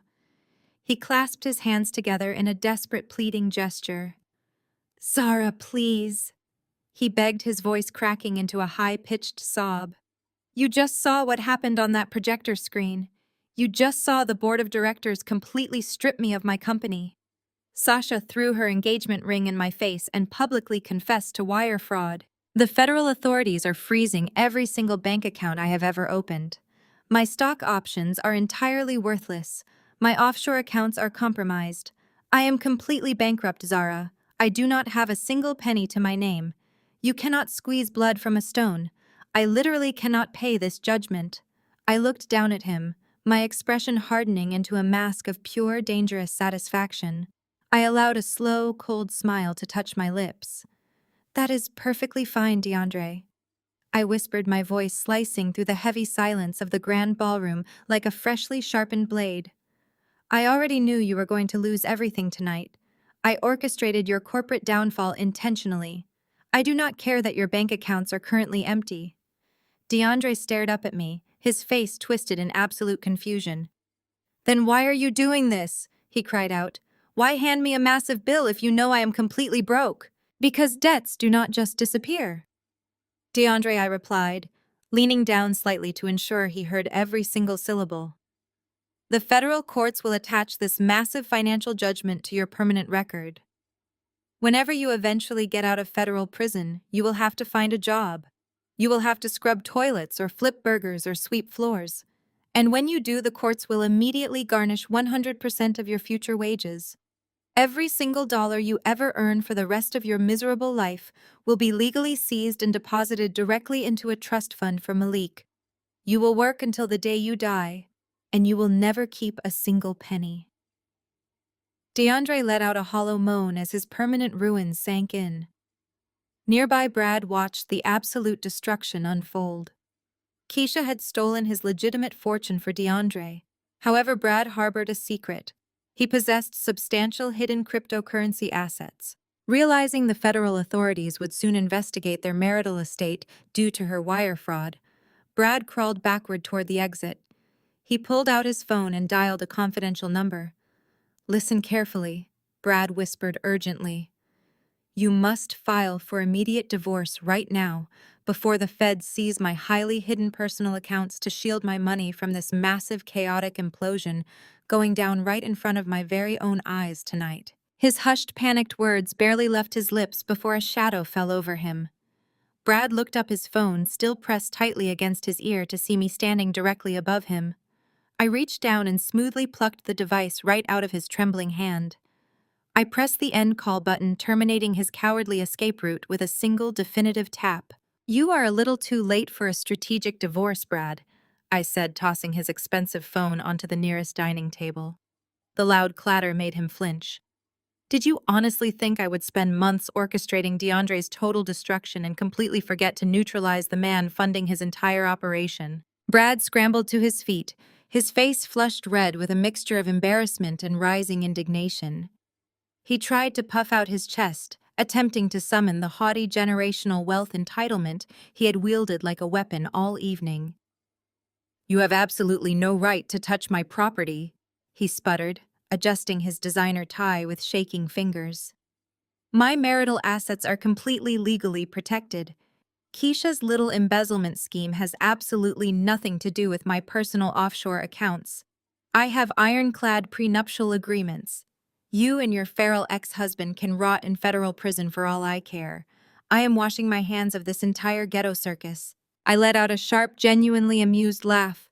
It echoed through the grand ballroom, cutting through the heavy silence left in the wake of DeAndre's total collapse. "You truly believe you are the smartest man in the room, do you not, Brad? You think your trust funds and your country club lawyers make you untouchable?" I turned my head and gave Marcus Vance a brief nod. The brilliant attorney stepped forward once again, opening his seemingly endless leather briefcase. He retrieved a sleek black folder and handed it directly to me. I flipped it open, revealing a contract adorned with several colorful legal seals and multiple signatures. "Do you recognize this document, Brad?" I asked, holding it up so the harsh ballroom lighting illuminated his own jagged signature at the bottom of the page. Brad squinted his brow, furrowing in confusion. His eyes darted back and forth across the page before widening in recognition. "That is the Apex acquisition contract," he said, his voice laced with sudden uncertainty. "That is a massive commercial real estate deal I finalized last Thursday. It is a mega deal. It has absolutely nothing to do with you or Keisha. It is a private venture with a European holding company." I took a slow, deliberate step toward him. "That European holding company is a shell corporation, Brad," I explained, enunciating every single word, so the reality could shatter his arrogant delusion. "It is a blind trust registered in Luxembourg, and I am the sole managing director of that trust." Brad's face went completely pale. The blood drained from his cheeks, leaving him looking like a terrified ghost. He opened his mouth to speak, but no sound came out.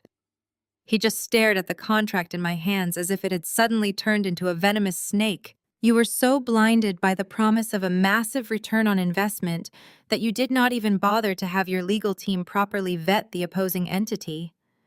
I continued, my voice dripping with icy contempt. "You saw dollar signs and you signed exactly where my lawyers told you to sign. But you obviously failed to read the fine print in Section 4. I turned the page, highlighting a dense paragraph of legal jargon. Marcus Vance stepped up beside me, his presence adding an undeniable weight to my words. "Section 4 contains a joint liability and comprehensive asset forfeiture clause," Mr. Wilson Marcus stated, adjusting his glasses. "By signing this document, you explicitly agreed that the European holding company, meaning Miss Hayes, has the legal right to assume any and all outstanding debts, liabilities, or instances of corporate fraud associated with your primary domestic corporation." Brad began to shake his head violently. "No," he gasped, taking a step backward. "No, that is impossible. That is illegal." "You tricked me. You signed it of your own free will, Brad," I corrected sharply. "You wanted the mega deal. You wanted to prove to your father that you were a ruthless businessman. Well, congratulations. You just proved you are a fool. Because that clause means that Keisha's $3 million theft from your company is now fully, legally, and undeniably your personal responsibility." I took another step forward, backing him into the same heavy oak doors DeAndre was currently slumped against. "But it gets so much worse for you, Brad. Because my shell company now formally holds that debt. I own the $3 million liability that your wife created. And under the terms of the contract you blindly signed, you waived all protections regarding your personal assets in the event of gross financial negligence." Brad's knees buckled, just as DeAndre's had moments before. He braced his hands on his knees, hyperventilating as the walls of his privileged existence crashed down around him. "You allowed your wife to embezzle millions of dollars to fund her secret lover," I summarized coldly. "That qualifies as gross financial negligence. Therefore, my trust is immediately invoking the asset forfeiture clause. We are seizing your personal bank accounts, your real estate portfolio, and your precious generational wealth. You are not divorcing Keisha to protect your money, Brad. You are staying married to a felon, and you are going to lose absolutely everything. You are just as bankrupt as the fraud sitting next to you." A high-pitched wail broke the tension in the room. Keisha, who had been cowering behind a dining chair the entire time, stumbled forward. Her perfectly styled hair was a messy rat nest, and her expensive mascara was running down her cheeks in thick black streaks.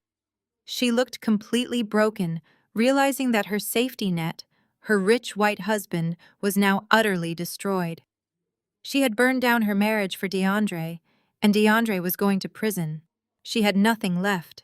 Keisha stumbled across the marble floor, reaching her hands out frantically toward the only person who had ever validated her toxic behavior. She practically threw herself at my mother Brenda, sobbing uncontrollably. "Mom," she wailed, grabbing a fistful of Brenda's sequined dress. "Mom, please help me. Tell them they cannot do this. Tell Brad we can fix it. I do not want to go to jail, Mom. Where are we going to live?" For a fraction of a second, I thought Brenda might actually console her favorite child. I thought the parasitic matriarch might finally show a shred of genuine maternal instinct. But Brenda was a survivor first and foremost. She evaluated a sinking ship with the cold efficiency of a shark, and she knew Keisha was dead weight. Brenda's face contorted into a mask of absolute revulsion. She raised both of her hands and violently shoved Keisha backward. Keisha stumbled, crying out in shock as she fell hard onto the marble floor, scraping her knees. "Get your hands off my dress, you stupid girl!" Brenda hissed, brushing the fabric where Keisha had grabbed her. "Are you out of your mind? Do not look at me to save you from this disaster. You had everything handed to you on a silver platter. You had a rich white husband who gave our family status. You had a mansion and country club memberships and unlimited credit cards. And you threw it all away for a broke con artist who cannot even pay child support." "Mom," Keisha sobbed, crawling forward again. "Please, I am not your mother right now," Brenda screamed, her voice shrill and echoing with toxic fury. "You ruined us. You embarrassed me in front of this entire family. You lost the only good thing you ever managed to secure. You are a complete failure, Keisha, and you are entirely on your own." Brenda stood panting over her weeping daughter. Her chest heaved as she desperately scanned the ruined ballroom for a new survival strategy. The wealthy son-in-law was utterly bankrupt. The glamorous tech mogul was a convicted felon facing imminent federal prison time. Her own daughter was a disgraced accessory to grand larceny. Every single parasitic avenue Brenda had cultivated over the past decade had just been incinerated. Her eyes darted frantically across the room until they finally locked onto the only remaining source of absolute power and wealth. She looked directly at my 12-year-old son right now. Malik sat completely still at his dining table. He possessed an aura of quiet authority that rivaled the most seasoned corporate executives. He did not flinch or look away as his biological grandmother locked her predatory gaze onto him. Brenda smoothed the front of her expensive sequined dress. She forced her panicked expression to soften into a mask of pathetic manufactured grief. Her lower lip began to tremble on command. She took a slow, agonizing step toward Malik, and then took another. When she finally reached the very edge of his table, her trembling legs just miraculously gave out completely. Brenda collapsed forward, falling heavily onto both of her knees right at my son's feet. She clasped her hands together tightly, lifting her tear-streaked face toward him. "Oh, my sweet, brilliant boy," Brenda wailed, her voice echoing with a sickeningly sweet desperation. "My wonderful genius grandson, you have to help us. You have to help your family. We are your blood, Malik. I am begging you to show some mercy to your poor, loving grandmother right now. You cannot let these horrible strangers destroy us. You have a massive company today. You have completely unlimited resources at your disposal." I stepped forward, ready to intervene and physically remove this toxic woman from my son's presence. But Malik simply raised a single hand, stopping me firmly in my tracks. He did not need my protection in this particular moment. He had watched this woman mock our poverty relentlessly. He had watched her banish us to the worst table in the entire room. He had listened to her praise a thief while actively humiliating his mother. Malik slowly stood up from his leather chair. He looked down at the weeping woman kneeling pathetically on the cold, hard marble floor right now. There was absolutely no warmth in his youthful expression. There was no childish sympathy or familial loyalty remaining in his heart.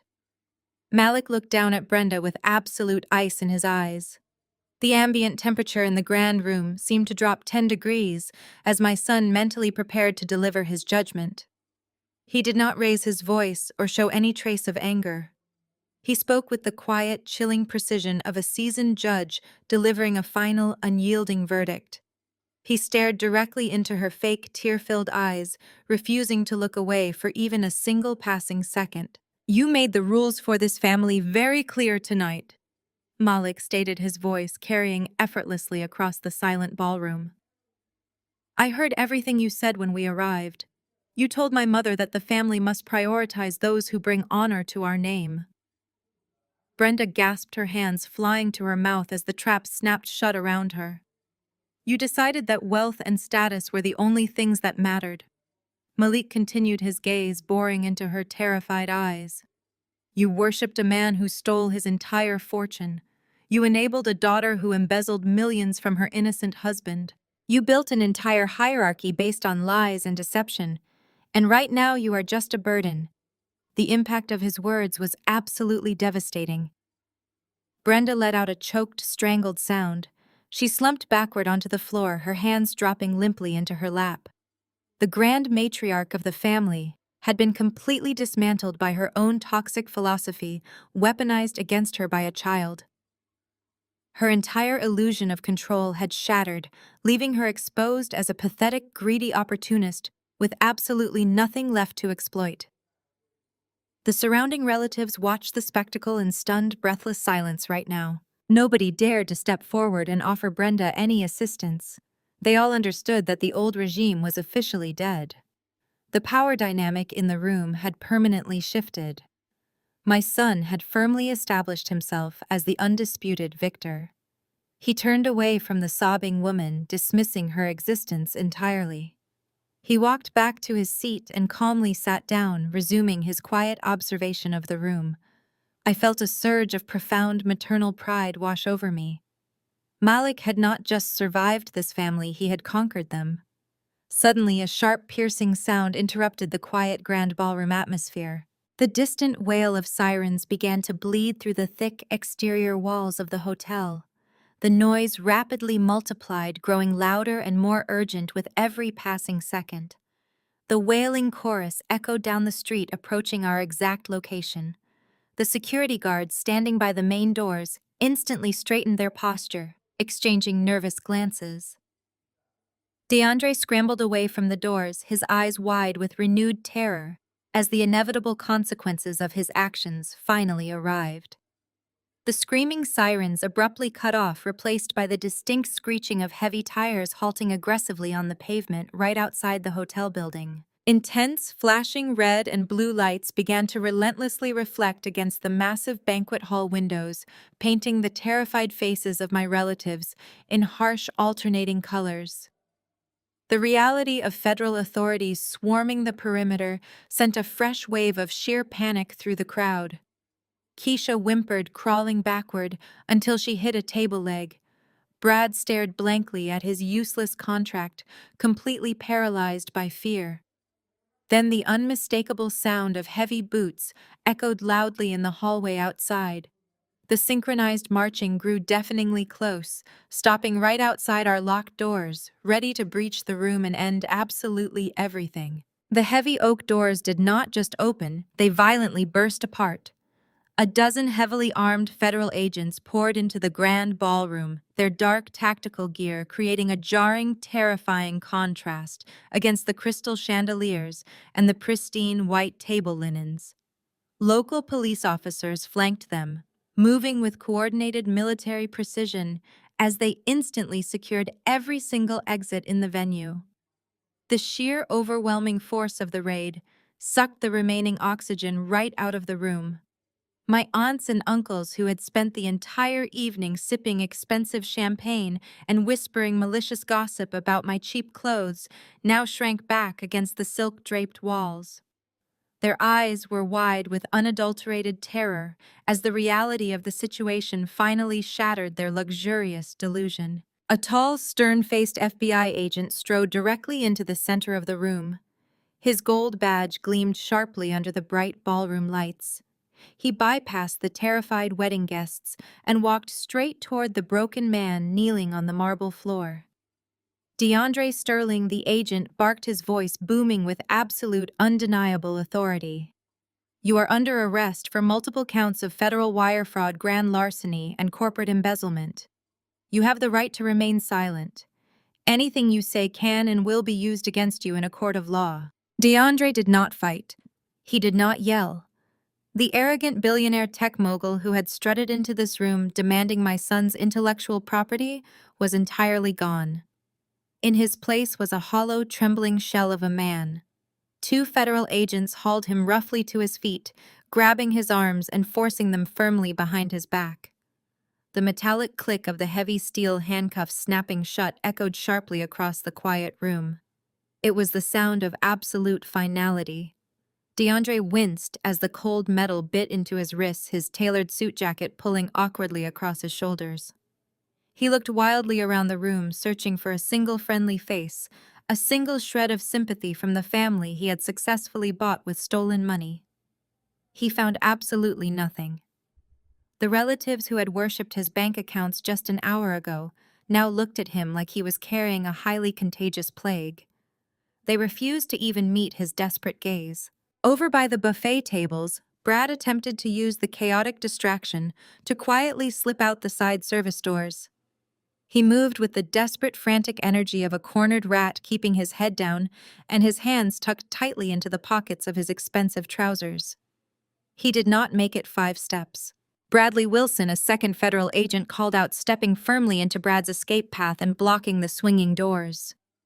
Brad froze, his face draining of all color. "I am just a guest," Brad stammered, raising his hands defensively. "I have absolutely nothing to do with any of this. I am a highly respected venture capitalist. You have the wrong man." The agent pulled a folded warrant from his tactical vest. "We have the exact right man, Mr. Wilson," the agent stated coldly. "You are under arrest for severe corporate fraud, conspiracy to commit financial crimes, and gross financial negligence. We received a highly detailed dossier containing your signed contracts, shell company transfers, and fraudulent acquisition agreements. You are going away for a very long time." Brad let out a pathetic, high-pitched whine as the agent spun him around and slammed him against the wall to cuff him. He twisted his neck to glare venomously at his weeping wife. "This is your fault, Keisha," he screamed, his voice cracking with pure panic as the agents patted him down. "You dragged me into this ghetto mess. You completely ruined my life. I am going to make sure you rot in a federal cell right next to him." Keisha just stood there, completely paralyzed. Her expensive designer gown felt entirely ridiculous now. She was watching her wealthy, influential husband, the man who provided her with country club memberships and limitless social status, being aggressively frisked like a common street criminal. The $3 million she had stolen for DeAndre had not bought her a better life. It had purchased her an inescapable one-way ticket to absolute financial and social ruin. The golden pedestal she had stood on all evening had crumbled into dust. She had absolutely nothing left. Brenda remained frozen on the floor, her hands still clutching the fabric of her own dress. The grand matriarch of the family was now a pathetic spectacle. She looked up at her beloved golden children, the 2 people she had relentlessly praised and elevated above me my entire life. They were both standing in the center of the ballroom wearing matching steel handcuffs. The extended family members who usually hung on Brenda's every word now openly turned their backs on her. The judgment in their eyes was unmistakable. Brenda and Keisha had brought profound disgrace to the family name. The toxic hierarchy Brenda had ruthlessly enforced for decades had been entirely decimated in a single evening. They were exposed bankrupt and publicly humiliated, standing in the ruins of their precious social status. I stood quietly next to my son, watching the spectacular destruction of the people who had tried to destroy me. Malik slipped his hand into mine, his grip steady and reassuring. We did not smile. We did not gloat. We simply observed the natural, inevitable consequences of their own malicious greed unfolding before our eyes. The entire empire of lies had finally collapsed under its own heavy weight. The lead FBI agent grabbed DeAndre by the bicep, marching him forcefully toward the grand exit. DeAndre stumbled, his expensive shoes slipping on the spilled champagne and broken crystal littering the floor. As they dragged him past my table, he dug his heels in, fighting the agents for one brief, pathetic second. He twisted his body around to look at me, his face contorted in a mask of pure, unhinged desperation. "Zara," he screamed, his voice tearing through the silent ballroom, raw and pleading. "Zara, please do not do this to me. You have to help me. I am begging you, Zara." I did not flinch. I did not offer him a single syllable of comfort or acknowledgement. I simply turned my back on him. The heavy oak doors swung shut, cutting off DeAndre's frantic screams. The silence that crashed down upon the ballroom was deafening. It was a suffocating quiet that pressed against the walls of the venue.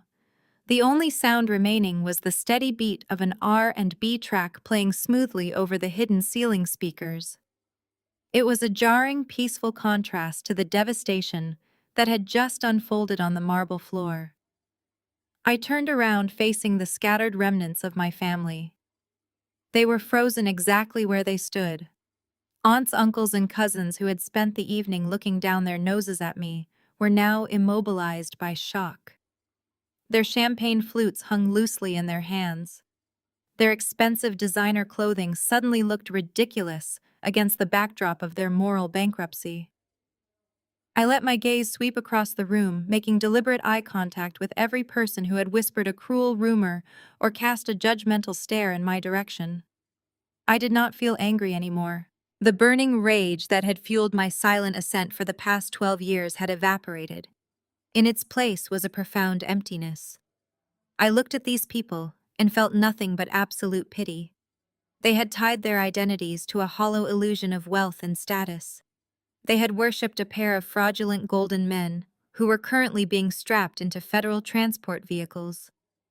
I looked down at Brenda and Keisha. They were still huddled on the floor, a pathetic tableau of ruined ambition. Brenda was staring blankly at the space where DeAndre had been dragged away, her hands violently shaking. Keisha was sobbing into her palms, rocking back and forth as the reality of her husband's arrest and her impending federal indictment finally settled into her bones. They had gambled everything on greed and malice.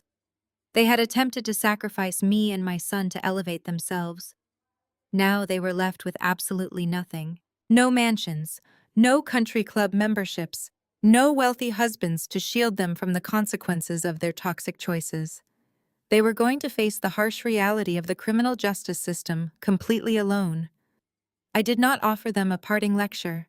I did not need to scream or shout or demand apologies. Their current state of destruction was the only closure I would ever need. The silence in the room stretched into a long, uncomfortable eternity.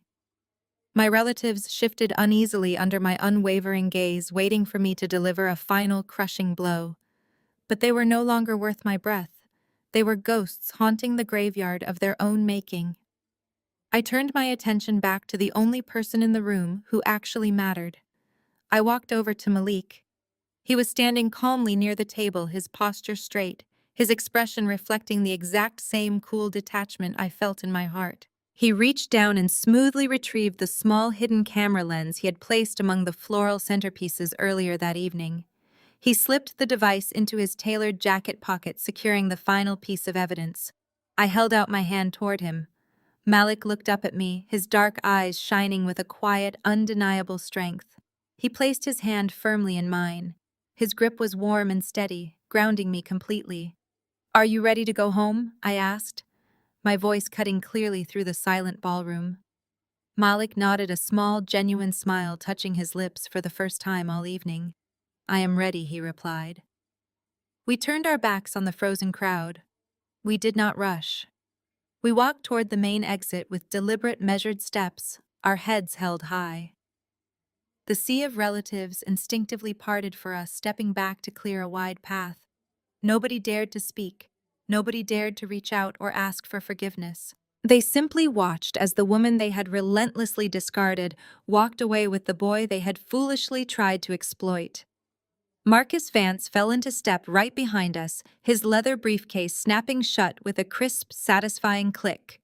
We pushed through the heavy double doors, leaving the suffocating atmosphere of the banquet hall behind forever. We stepped out of the hotel lobby and into the warm embrace of the Atlanta evening. The humid southern air felt incredibly clean, washing over my skin like a fresh start. The chaotic flashing lights of the police cruisers had already faded down the street, taking DeAndre and Brad toward their new permanent reality. The hotel valet rushed forward, but Marcus Vance simply raised a hand, stopping him. A moment later, a sleek, customized midnight black Maybach silently glided up the curved hotel driveway. The luxury vehicle came to a smooth halt directly in front of us, its dark tinted windows gleaming under the portico lights. A uniformed chauffeur immediately stepped out of the driver's seat. He walked around the front of the vehicle and respectfully opened the heavy rear door for us. He offered a polite nod, acknowledging my son with the utmost deference. Malik paused before sliding into the plush leather interior. He turned to look at me, the city lights reflecting brightly in his eyes.